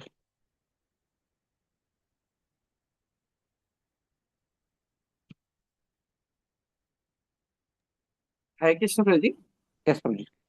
Prabhuji, Sunday, Monday, and these things, how it is arranged? That is a different concept, Prabhuji. There are 7 planets now. Out of 9 Navagrahas, 7 are visible to us. Rahu Ketu are not visible to us. So that is their service. Every day, one person takes the responsibility of that day. He is the commander of that. He is the temple commander for that day. Same way, so one person takes the responsibility of the entire universe for that day. So that day is his. That's why we call it Sunday, Monday, Ravivara. Today the commander is Ravi. Somavara. Today's commander is Soma. Like that.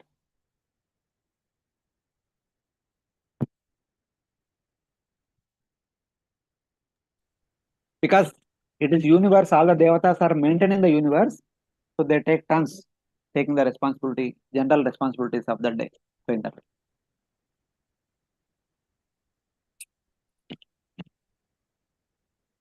Hare Krishna, Prabhuji. Yes.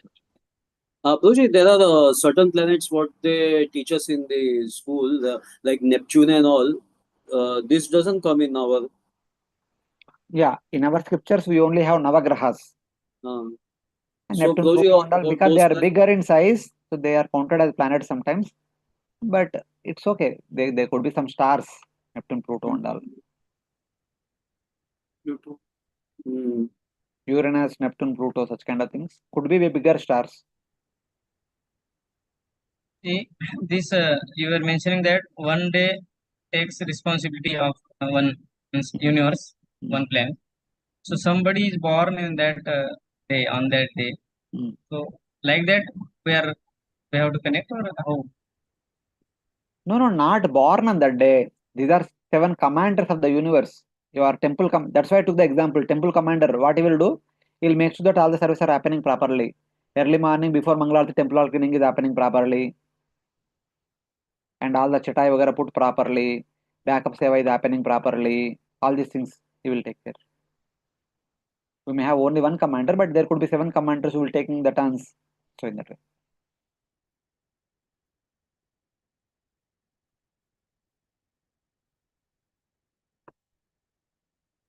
But it is happening at the universal level. Exact details I also don't know.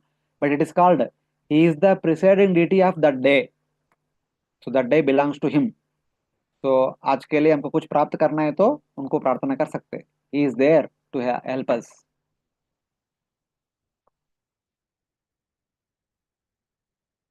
So in that. That's why traditionally Sunday is the day for Ravi worship, sun's worship. And Monday the day of moon's worship. So like that. Because they are also personality, they are also helping us. People will express their gratitude to them. So on these days, it's their day, so they'll express gratitude in that way.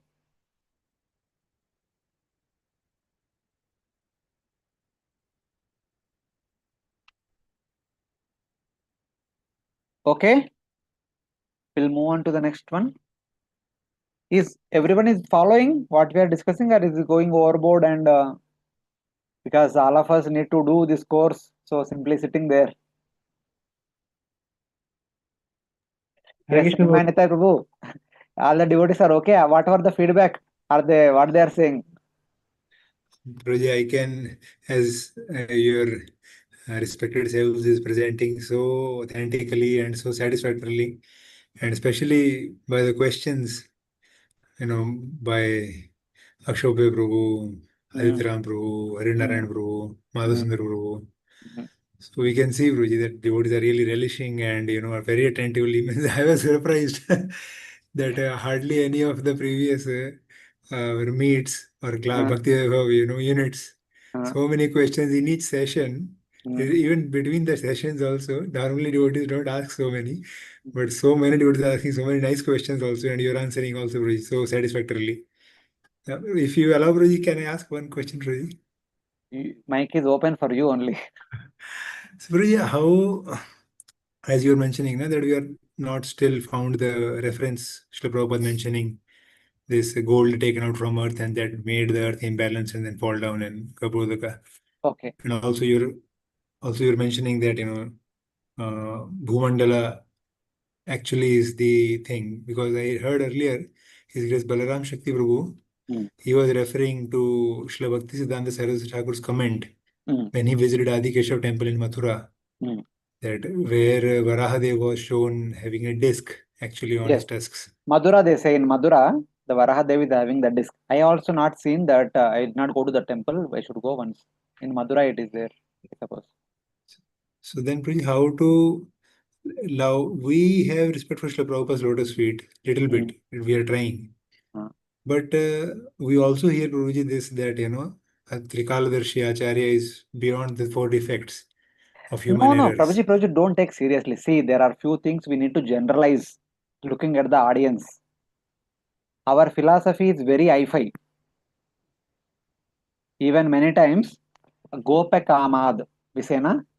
The Gopi's love for Krishna is Kama. This is the word used in Bhagavatam also, Kamas. Correct. But our material understanding of Kama is entirely different. Even the pastimes also are narrated as if they are also lusty for Krishna, like that appears. But that lust is nowhere comparable to the lust which we see all around us. It is Jamin se Asman difference is there. So sometimes we don't appreciate what exactly it is. So we need to tell in terms of those things which are familiar to us. So in that way. So that Hiranyaksha thing is also like there are many such things are there which are explained in a very, very, very generalized way where people can appreciate. People have understanding of that. So in that way. Then, Prabhuji, one more thought comes when you were explaining that Srila Prabhupada presented these things for Americans so that they can understand, okay, these are the 7 Dvipas made by Not what to speak of Americans, even today Indians also. Yeah.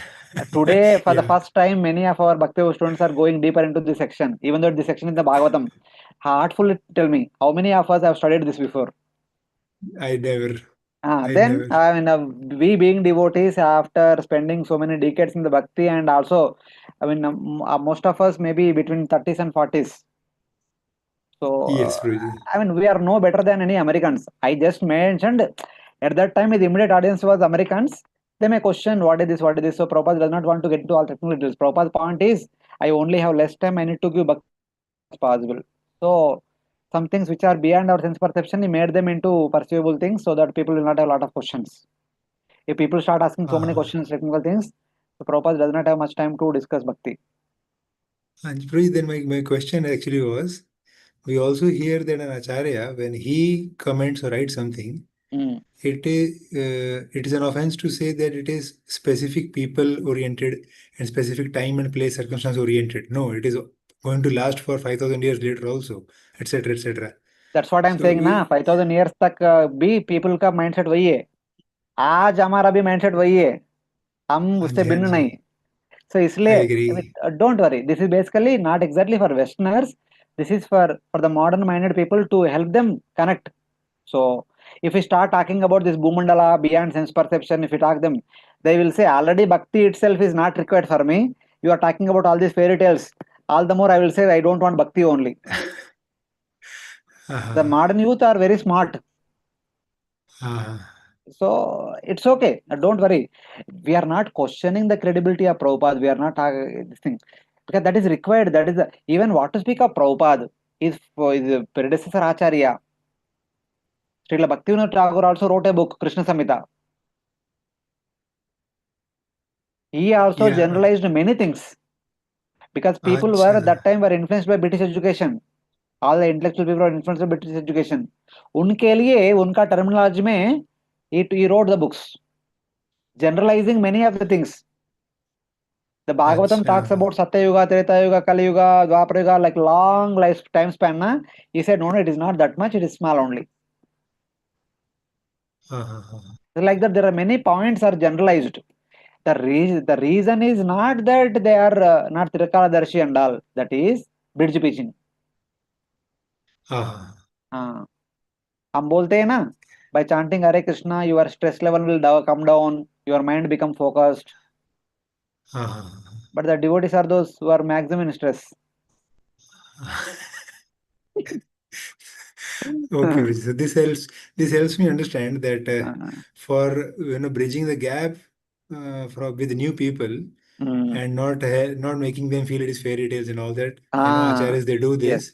Yes. Acharyas they do this, but after coming close to Srila Prabhupada or Gaudiya Vaishnavism, if we come to know the more details, then we should just appreciate. We need not minimize their understanding. Yeah. Because they did it for after spending a decade, at least all of us, at least we have spent 1 decade in movement. Now we are doing Bhakti Vaibhav. So now we are trying to discuss in detail. If you tell all these things to the newcomer first day, that is the last day for him in the ISKCON temple. Yes. And also you were giving that quote of Ruji Madhvacharya that he was accepting Bhagavatam everything except 2 things. So that is also in the same way that not that means, because I was thinking that how to understand that Madhvacharya is bettering Vyasadeva. How to understand it, Guruji? No, that is Kalpa Beda. It is not that it is wrong. Yeah, what is mentioned in Bhagavatam could be the other Kalpa, and in this Kalpa, this is true. Something like that. This is, see, for example, our Vaishnavas, Acharya say Raga Bhakti is best. Sri Vaishnavas say Dasya Bhakti is best. Who is right, who is wrong? Both are right. That's all. We don't have to worry. What Madhvacharya said, according to him, it is right. There is nothing wrong. What was written by Vyasadeva, that is also true. No problem. We have to respect both of them. We don't have to worry. See, that's what I'm saying now. We should try to understand the principle. The details, it's okay. When we understand the principle, our bhakti will progress. If we stick to details, we become critical about everything. That is not good for our spiritual progress. Yeah, in the first session only you said this. And you are showing that purport also, Prabhupada's 10th purport of the 16th chapter. The Prabhupada is telling that this all is meant to help us feel wonder for the Lord's creation and Yeah, respect for yeah. We that should is the appreciate purpose. how painstakingly Lord is maintaining all of us. Today afternoon we'll discuss one point. That time you kindly remind me. Lord इतना कर रहे हैं, फिर भी हम उसको फायदा नहीं उठा रहे. But Lord becomes angry, and it destroys all of us at that time. So in that way. Okay. Thank you very much. See, I am also not an authority. I am just sharing what is my understanding. So this is not absolute understanding. I am also happy to correct myself. So we are just exchanging our views with each other. So don't think that I am so great, all these things. I am much younger to many of you also. So no. We are very much benefited from you. The purpose which Srila Prabhupada has kept for this study, you are meeting that Roji very much for the devotees. We are grateful, Roji. Thank you. Okay. Yeah, we were here only. Now, in the previous two chapters, there was a discussion about the planets: Sun, Moon, Mercury, Venus, Mars, Jupiter, Saturn, Saptarishi Mandal, and Dhruvaloka, etc. But in addition to them, there are so many other tarakas all over the universe, and they are briefly described in the 23rd chapter. It is called as Shishumara planetary systems. All the tarakas are the abodes of the heavenly residents, the residents of the Bhuvarloka and Sargaloka. So, as all the luminaries that are there in the sky, they keep revolving around the pole star. Once in a while, most of them come together. When they come together, they are seen as a dolphin jumping across the ocean. And that dolphin is called as Shishumara planetary system. Even the yogis who meditate upon universal form are requested to meditate on this universal form, which appears to be like a dolphin, which is actually visible sometimes even to our naked eye. People have captured the pictures also, will see something. So this is considered to be the Virat Rupa of the Supreme Lord. See here, when yogis meditate, they will see the sky as a dolphin jumping across the water like this. The picture is like this. When we capture the picture, it will be like this. Most of them are together here. They are all crowded. They also identified what is what. So like this. I don't know all these names nowadays. So those who study in the English medium school, they will understand all these things. Some of them are constellations, some of them are rashis, some of them are planets also. Here we have sun and all. So Sagittarius is here, etc., etc. Some describe this zodiac belt to be the form of a dolphin used for worshipping Lord Vasudeva in meditation. Its head is downward and its tail is upward. According to Bhagavatam, with respect to the Bhumandala, head is downward, tail is upward. Its body is coiled, that means it's bent to its right side. Its body is balanced with 14 stars on either side. It is considered as Lord Vishnu's external form, not eternal form. So later on in the 6th canto, it is said that Dosha, the 7th Vasu, married Sharvari. They had Shishumara, the Lord's expansion, the Kala expansion of the Lord as their son. Doshasa Sharvari Putraha, Shishumaro Hare Kala. So the Kala expansion of Lord Hari appeared as the son of Dosha and Sharvari. So there is a Lord also appeared in the name of Shishumara. Here also the universal form is there in the name of Shishumara. It is the resting place of all the Devatas, stars and planets. All these Devatas are a part of this Shishumara. You can see here. This is the Bhumandala. It is the head. This is the tail. At the tail we have pole star. That from the pole star, Dhruva Maharaj is controlling the motion of all the luminaries with the help of this Vata Rashmi. It is a rope made up of wind. Even for sun also we showed the two ropes. Those two ropes are actually made up of wind. They are not physical ropes. They are actually wind ropes. Like that, with the ropes, he is controlling the motion of each and every luminary that is there in the sky. So this is how he controls.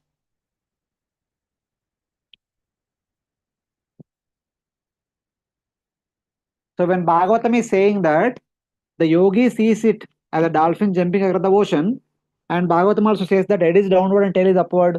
How to understand? Here is the yogi in the Himalayas who is meditating. When he meditates, He sees the dolphin jumping at the ocean. But where is this yogi? He yogi is in the Himalayas. But with respect to the Bhumandala, he will be like this. So this is the Bhumandala.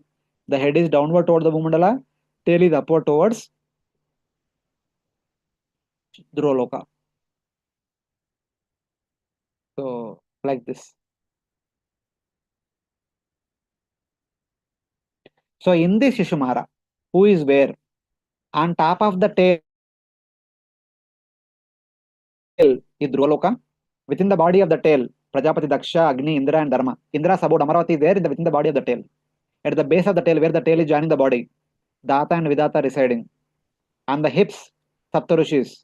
Genitals, Saturn. Neck, Jupiter. Mouth, Mars. Life hairs, Mercury. Life hairs means nostrils you can take. Navel, Venus. On the right side of the coiled body, 14 stars, 14 nakshatras from Abhijit to Punarvasu. On the left side coiled body, 14 nakshatras from Pusha to Uttarashada. And then Ajaviti stars, Ganga, mind, moon, chest, sun, heart, Narayana, breast, Ashwini Kumaras, neck, Rahu, upper chin, Agatsi, lower chin, Yamaraja, all over its body, comets, Ketava, Sarvangeshu. On the skin pores, the numerous stars, Romashu, Taragana. So this is how the different places within the Shishumara are occupied by all these different people. You see Shishumara, Dhruvaloka, Prajapati, Daksha, Agni, Indra, Dharma, Data, Vidata, Saptarishi Mandal, other planets, 28 constellations, Moon, Sun, Ashwini Kumaras, Rahu, Yamaraja, Narayana, Paramatma.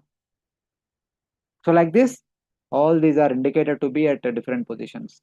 From this we understand that Svargaloka, the capital of Svargaloka is here, just below Dhruvaloka and above Saptarishi Mandal. Indra's abode is here, Amaravati.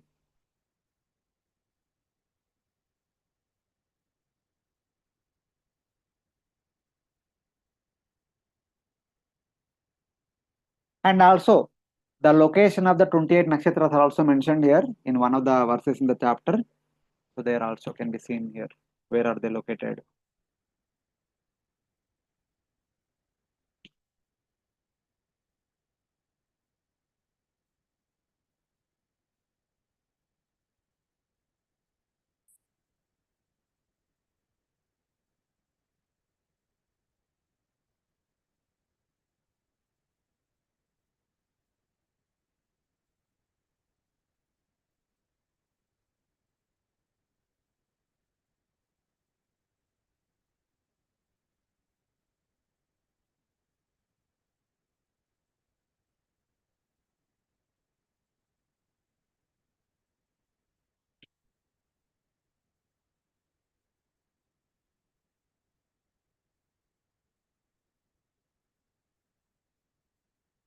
And then in the last verse, there is no detailed information, but Srila Prabhupada quoting from previous acharyas who quoted from Vishnu Purana. There is a brief information about Maharloka, Janaloka, Tapaloka, Satyaloka. Bhagavatam per se does not describe in this chapter, but the last verses commentary, there is a discussion about these 4 lokas. Basically, these 4 lokas are the abodes of the different sages. The sons of Brahma or grandsons of Brahma, they are all reside in these 4 lokas. This abode of great sages and rishis, Siddhas and rishis, large number. Even those who practice Vanaprasada properly, they are promoted to Maharloka. And here Bhrugumuni resides. In Tapaloka, 4 Kumaras reside. And one of the 11 Rudras also reside here. So one was residing in Ilavata Varsha, one was residing in the upper Himalayas, the third one is residing in the Tapaloka. And Satyaloka is the abode of Lord Brahma. He resides along with the Vedas personified sages. So in that way. In the second canto, as I mentioned in the second canto, second chapter, the Krama Mukta, as he is passing through different places, taking the help of sun and all, the Uttarayana Punyakala. So it is like this. surpassing the navel of Lord Vishnu, the area of Swarga, with his very subtle, pure body, the yogi alone arrives at the worshipable Maharloka. So with the help of sun, he comes all the way up to Dhruvaloka. Then after saying bye-bye to sun, he enters into Maharloka, in which the Brahmavadis who live for Kalpa enjoy. So normally the sages who are living in the Maharloka are called as Brahmavadis. Their lifespan is 1 Kalpa. And here comes this perfected yogi. Then he will stay there for some time. Then he will go to Janaloka. Then he will go to Tapaloka. Then he will come to Satyaloka. In Brahmaloka, there is no lamentation, old age, death, suffering, or fear, except compassion for the suffering conditioned souls in the material world. Satyaloka in itself does not have any problems. But looking at all of us, they feel pain out of their compassion for us. And same way, 8th canto, 21st chapter, when Lord Vamana became Trivikrama, so suddenly Lord Brahma came out of meditation and Ganga was coming down. He collected Ganga water. He performed the washing of the Lord's lotus feet. Along with Brahma, all these people are offering respects to Lord Trivikrama. So who are all there is mentioned here. The personified Vedas, personified Upavedas, Nyayashastras, Itihasas, Vedangas, Puranas, Samhitas, Yamas, Niyamas, perfected Jnanis and Yogis who had attained Brahmaloka by mixed bhakti, all offered respects to Lord Trivikrama. So this is a verse from Bhagavatam. So these are the residents of Brahmaloka. So taking reference from other sections of the Bhagavatam, especially 7th canto, 2nd part, chapter 11 to 15, and also Bhagavad Gita here and there, 11th canto little bit, 3rd canto little bit, we understand this, that if somebody practices Growth Dharma properly, they are promoted to Swargaloka. If somebody follows Naistika Brahmacharya, they are promoted to Brahmaloka. If somebody follows the process of Vanaprastha, they are promoted to Maharloka. If somebody practices Jnana Yoga by taking sannyasa, they attain Sahajya Mukti.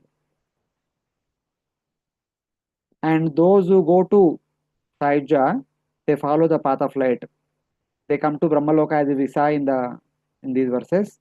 Then they go to Brahman and they do not return. That is called Krama Mukta.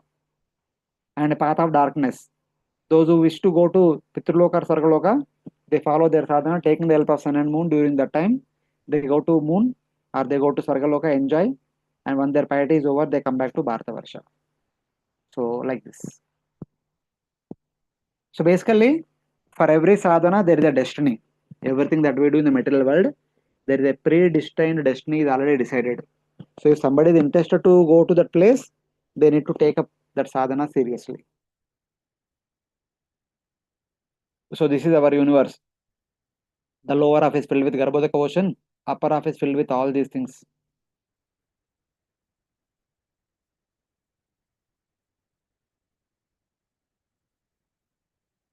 Sun, Moon, Venus, Mercury, Mars, Jupiter, Saturn, Saptarishis, Polestar, Maharloka, Janaloka, Tapaloka, Satyaloka, etc.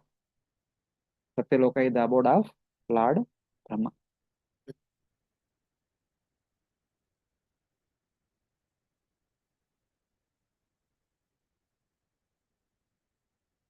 Vedic cosmology explains that the universe is made up of 14 vertically arranged planetary systems, or lokas. Each system resembles a galaxy and comprises stars, planets, and other celestial bodies. The topmost planetary system is Satyaloka, the abode of Brahma, which is at a height of 1.87 billion miles above Earth.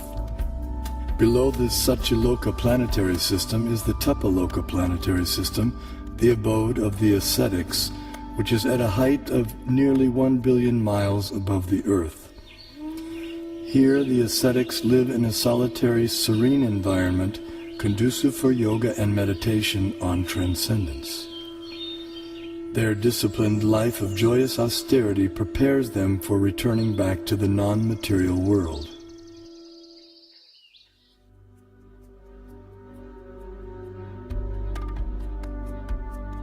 As we move down from Tapaloka, we pass through Maharloka and Janaloka until we reach the Svargaloka planetary system, also known as heaven.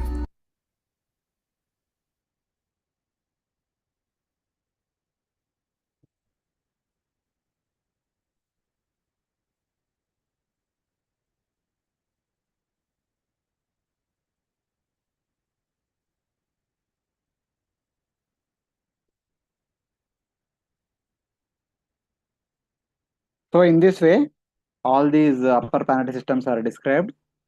So I'll take another 5 minutes more just to end with a sweet note. So Madhurena Samapayat, the morning session. So here is Satyaloka, abode of Lord Brahma, and all the great sages, Vedas person for the stay here. This is the universal shell. From Satyaloka to universal shell, there is a gap of 16.2 million yojanas. In this open space, see for example, here is a lot of open space.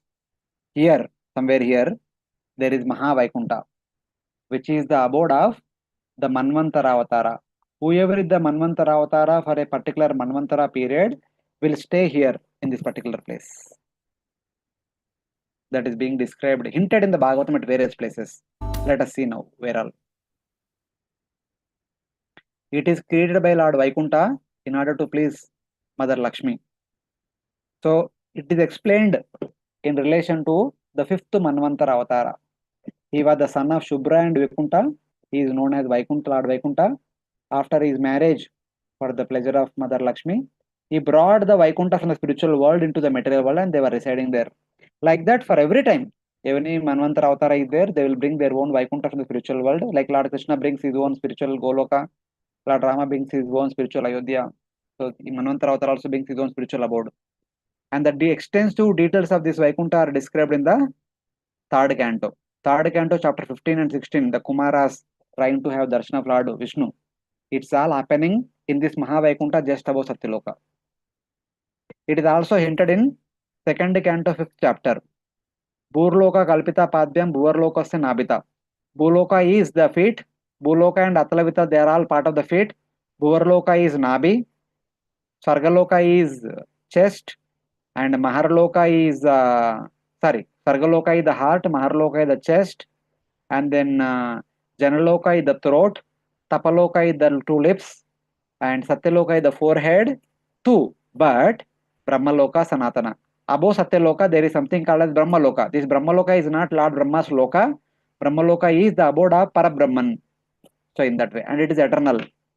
All these lokas subjected to creation and destruction.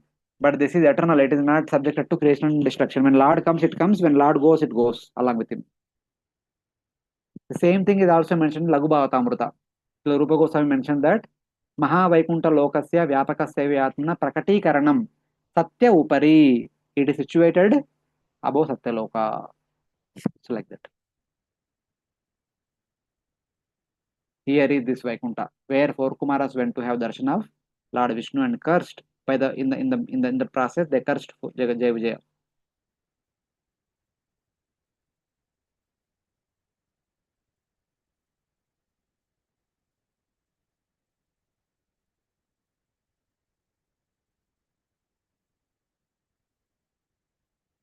And the same Vaikuntha is further described in the Bhagavatam at different places. Second canto, 9th chapter. When Brahma performs severe austerities for 1000 celestial years, he was given the darshan of Vaikuntha. That Vaikuntha is just above Satyaloka. Tasmai Swalokam Bhagavan Sabhajita Sandarshayam Asa Param Nayat Param. Durvasa entered Vaikuntha, where he saw Lord Srinivasa along with Mother Lakshmi Devi. Durvasa Muni, out of fear of Sudarshan Chakra, was going here and there for protection. Finally went to Vaikuntha. There he saw Lord Srinivasa and Mother Lakshmi. Even Bhrugumuni went to this Vaikuntha to test the Lord Vishnu. After testing Brahma and Shiva, he went here to test Lord Vishnu. So that is also here only in this Mahavaikuntha. Even in the Bhagavad Gita 15th chapter, because nowadays we are reciting the 15th chapter Purushottama Yoga because of the Purushottama Adhikamas. What was that verse? Narupa Masseha Tatopa Labbete Nanto Nachatir Nachasampratishta Ashwattamenam Suviruda Moolam Asanga Shasrena Durena Chitva Tata Param Tat Parimargitavyam Yasmin Gatana Nivatanti Bhuya Tameva Chadyam Purusham Prapanna Yata Pravruti Prastha Purani. So after cutting the tree from the very root, one need to go above the root and search for that person, having attained whom one will not come back. That person is this Vishnu who is situated just above the root. Root is Satyaloka, just above Satyaloka. Even Bhagavad Gita verse also gives a hint about this Mahavaikuntha. This is darshan shown to Brahmaji. This is also darshan shown to Brahmaji. This is our Durvasa Muni and Ambarish Maharaj, who went to Vaikuntha, where he saw Lord Srinivasa and Mother Lakshmi. And Bhrugumuni came and kicked on the chest of Lord Srinivasa, and Mother Lakshmi could not stop him. That's why she felt very sorry, and she came down to Kolhapur to perform tapasya to atone for her offense. Searching after Mother Lakshmi, Lord Srinivasa also came down to Tirumala hills. So like that, because of this pariksha, we had two holy places today, Tirumala and Kolhapuram. Even in this picture we have seen yesterday, here is Mahavaikuntha is shown in a special palace. Then beyond this Mahavaikuntha, after this, on the upper side, there are 7 universal layers. Yesterday we saw anyway, earth, water, fire, ether, ahankara, mahatattva. At some places in the Bhagavatam, there is a concept of 8th layer also. The 8th layer is Prakriti layer. In one place in the Bhagavatam, there is a 10-layer concept also. Within Prakriti, there are 3 modes. When we take 3 modes at 3 different layers, Tamoguna, Rajoguna, Sattoguna, 7 plus 3 total 10 layers. So that also is there. So here you can see. These are the 2 verses from Bhagavatam. These are the 2 verses from Purusha Sukta prayers. The line which is corresponding to each will be there. Adyatishtat Dashangulam. The meaning is Karanodakashaya Vishnu, after creating unlimited universes, expanding himself as Garbhodakashaya Vishnu, enters into each and every universe. He stays there for 100 years of Lord Brahma. Then he comes back and joins with Mahavishnu and remains there in the form of Sahasra Shirsha Purusha. However, when Garbhodakashaya Vishnu is staying within the universe, the distance between both of them is 10 angulas, 10 inches, which actually indicates 10 universal coverings. Earth, water, fire, air, ether, ahankara, mahatattva, tamoguna, rajoguna and sattoguna. That is the understanding. So these are the layers, one after the other. Here is Mahavishnu, here is Garbhodakashaya Vishnu. The distance between both of them is 10 layers. Karanodakashaya Vishnu, Garbhodakashaya Vishnu. This is the first layer. This second layer, like that 10 times increasing. You can see quickly all the 10 layers. By increasing them 10 times, the overall dimension of the universe is this much. 1.111 into 10 to the power of 12 million yojanas.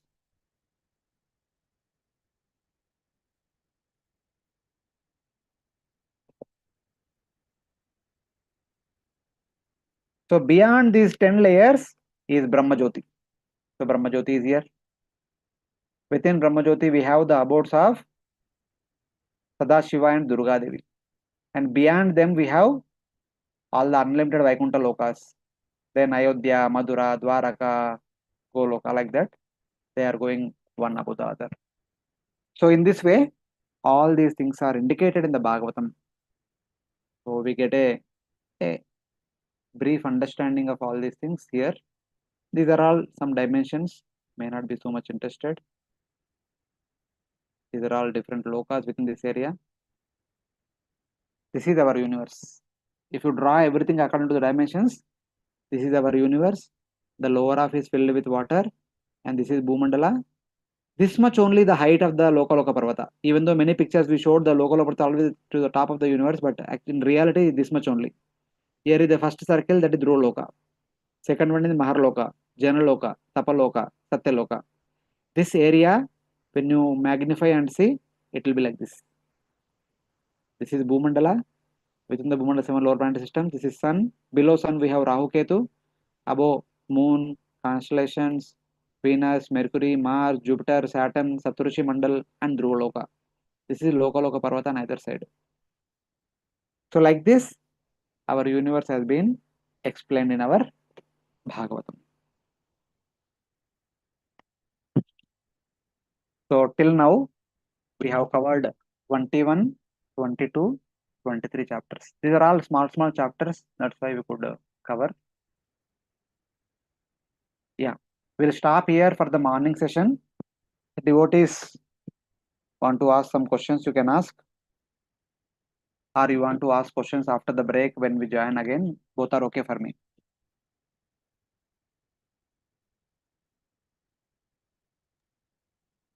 This one would be going to be in TVOP, Temple of Vedic Planetarium. We don't know, Prabhuji, what they are going to have in Temple of Vedic. One video came, na? And more or less, see, anyone, whoever describes it, all from Bhagavatam only, the concepts are same only. How do they present maybe a little bit different, but overall the principle of the concept will remain same. It won't change.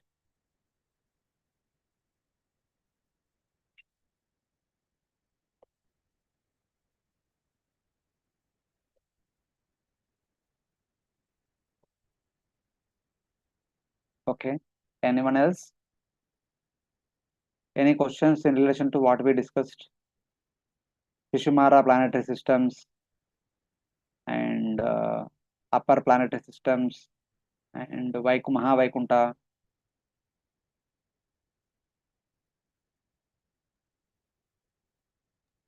Hare Krishna, Prabhuji.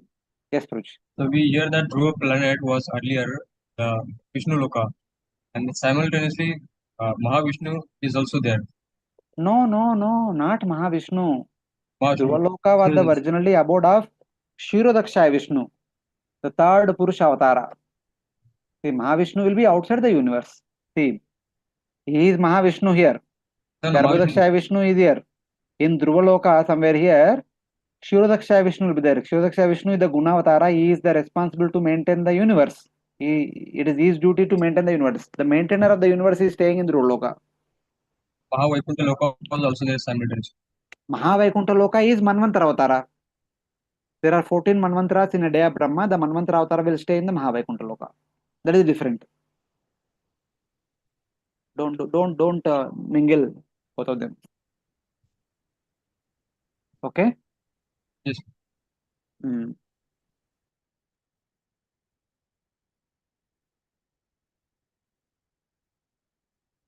Any other questions from any other devotees? Prabhuji, can you please reconfirm that in the free space between this universal covering and Brahmaloka, which Vishnu resides? Manvantara Avatara. Whoever is the Manvantara Avatara during that Manvantara period will stay there.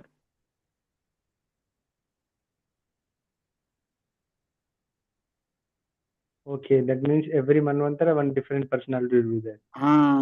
Whoever is the Lord of that Manvantara, he will come and stay. He will go, and new one will come.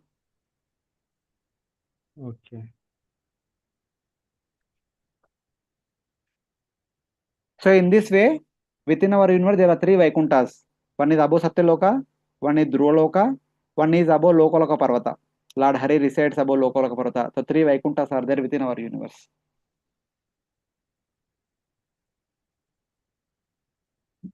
Hare Krishna Prabhuji.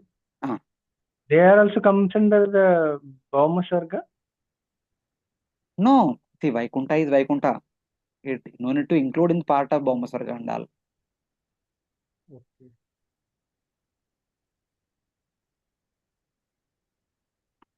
The location may be in and around Drivya Swarga and here and there, but we don't have to add it part of the Bhauma Swarga.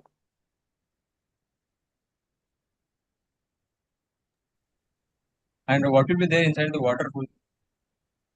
Inside the water, half the universe is filled with water. This is all Garbhodaka ocean. Here Garbhodakshaya Vishnu will be there. So no other living entity will be there. No. Water में कौन रहेगा प्रभु जी? नहीं. See, all the living entities are above Bhumandala only, are inside the Bhumandala. There are no one below the Bhumandala. There is no discussion till now.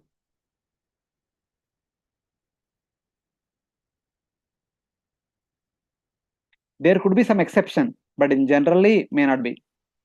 Even if somebody is there, that person could be like exception. One question from last section. That Bhukhanda, we saw that one round spherical. So water is stick on the Bhukhanda. Okay. It is not falling down like that. Why it will fall, Prabhuji? Because the earth globe itself has its own gravitational pull, its own Gurutvakarshana Shakti toward the center of the earth globe. So they are all very much attached to the center of the earth. And for the Bhumandala, they have their own gravitational pull attached towards the center of the Bhumandala. So in that way. And Prabhuji, this rain and other thing, they are on throughout the Bhumandala. Some rain happens. Yes, or yes, it can happen throughout the Bhumandala according to their place and other things. For us, the clouds which are just above the Bhartakhanda giving us rain. Because we have our own atmosphere, they will have their own atmosphere. We have our own rules and regulations, they will have their own rules and regulations. Accordingly, the rains will come, summer will be there, and all these things will take place.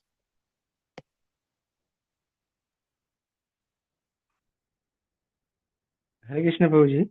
Yes, Prabhuji. When Brahma was in slumber, that Vedas come out from his mouth, and one demon Madhu, he stole and he kept under the sea. That is a Garbhodaka ocean. Yes, Garbhodaka ocean. Okay, that means some personalities they have access below the Bhumandala as well. That personality is not ordinary personality, na? That personality was born along with Brahma. If somebody is born along with Brahma, in order to kill him, the Supreme Lord personally appeared means he is not an ordinary person. That's why I'm saying, na, some exceptions. General living it is won't be there, but some exceptions could.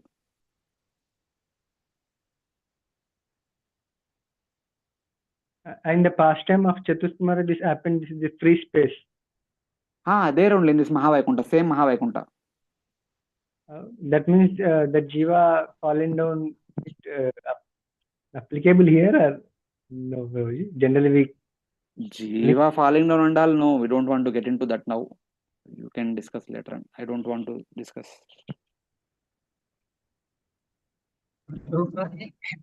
Jaya Vijaya came down from this Mahavaikuntha. That much I can tell. Uske aage nahi. Yes, Prabhuji. Many times in Bhagavatam and somewhere else in scripture, Vaikuntha is mentioned. So there could be different Vaikunthas mentioned. Or yeah, we have to see. We have to see which Vaikuntha they are talking about and what are the pastimes, what is the connectivity. So we need to little bit analytical at that time. So because one thing is sure, Lord Brahma says, we do not know anything what's happening outside our universe. Whatever is being described in any of the scriptures is all that is happening within the universe only. Our scriptures do not describe, generally, I am not sure, I cannot say the blank statement, but in general, our scriptures only describe what all happened within our universe. Generally, they don't describe something which happened in the outside the universe. Hare Krishna, Prabhuji. Yes, Prabhuji. Prabhuji, beyond this universal, there are layers. Yesterday you showed us layers. There was Brahma Jyoti also. Yesterday क्या अभी देखा इधर ही देखो. So beyond Brahma Jyoti there are Vaikunthas, right? Unlimited Vaikuntha lokas. They are part of Parvayuma. Topmost is Golok Vrindavan. So when Brahmaji is reciting Brahma Samhita, so he is indicating this Golok Vrindavan or this Maha Vaikuntha which we saw now. So if he is describing Krishna, then it is Golok Vrindavan.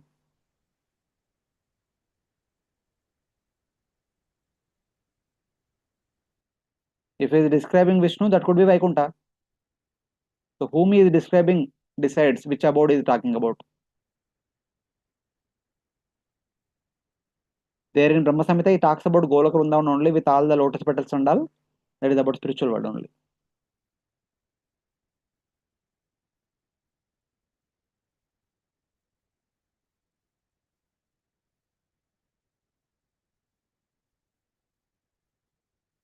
Okay.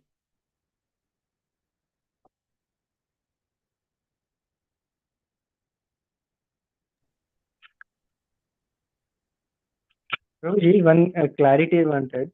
When Brahma and all the demigods they went to the request audience of the Lord Vishnu, which place they went exactly? Normally they go to Kshirsagara Because it is a Ksheerasagara, Vishnu is the one who is responsible to maintain the universe. So any problem, we need to report to him only.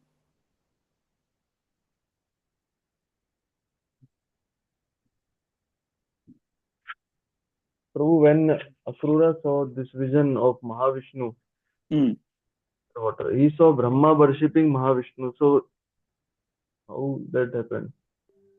Yeah, see, it could be Mahavishnu or it could be Garbhodaksha Vishnu also. We don't know. Basically, Isa Sheshai. Isa Sheshai Vishnu. But who is that Sheshai Vishnu? How can you say but it is Mahavishnu or who? That we have to cross check. So Brahma has access till this Mahavaikuntha. Brahma can worship Vishnu, Karnadaksha Vishnu also, but within the universe, for Brahma, Garbhodaksha Vishnu is like the immediate god. So he will worship Garbhodaksha Vishnu. His darshan only attend. When he performed tapasya, he had darshan of Garbhodaksha Vishnu only. That Garbhodaksha Vishnu only expanded himself as Manvantara Avatara and remained residing here above Satyaloka. Because Garbhodaksha Vishnu is the Lord of the universe. He is the one who is the Paramatma of the entire universe. Okay, Garbhodaksha Vishnu is Paramatma. Of the Shirodaksha entire universe. Shirodaksha Vishnu is the Paramatma of each and every individual living entity. Okay, bro.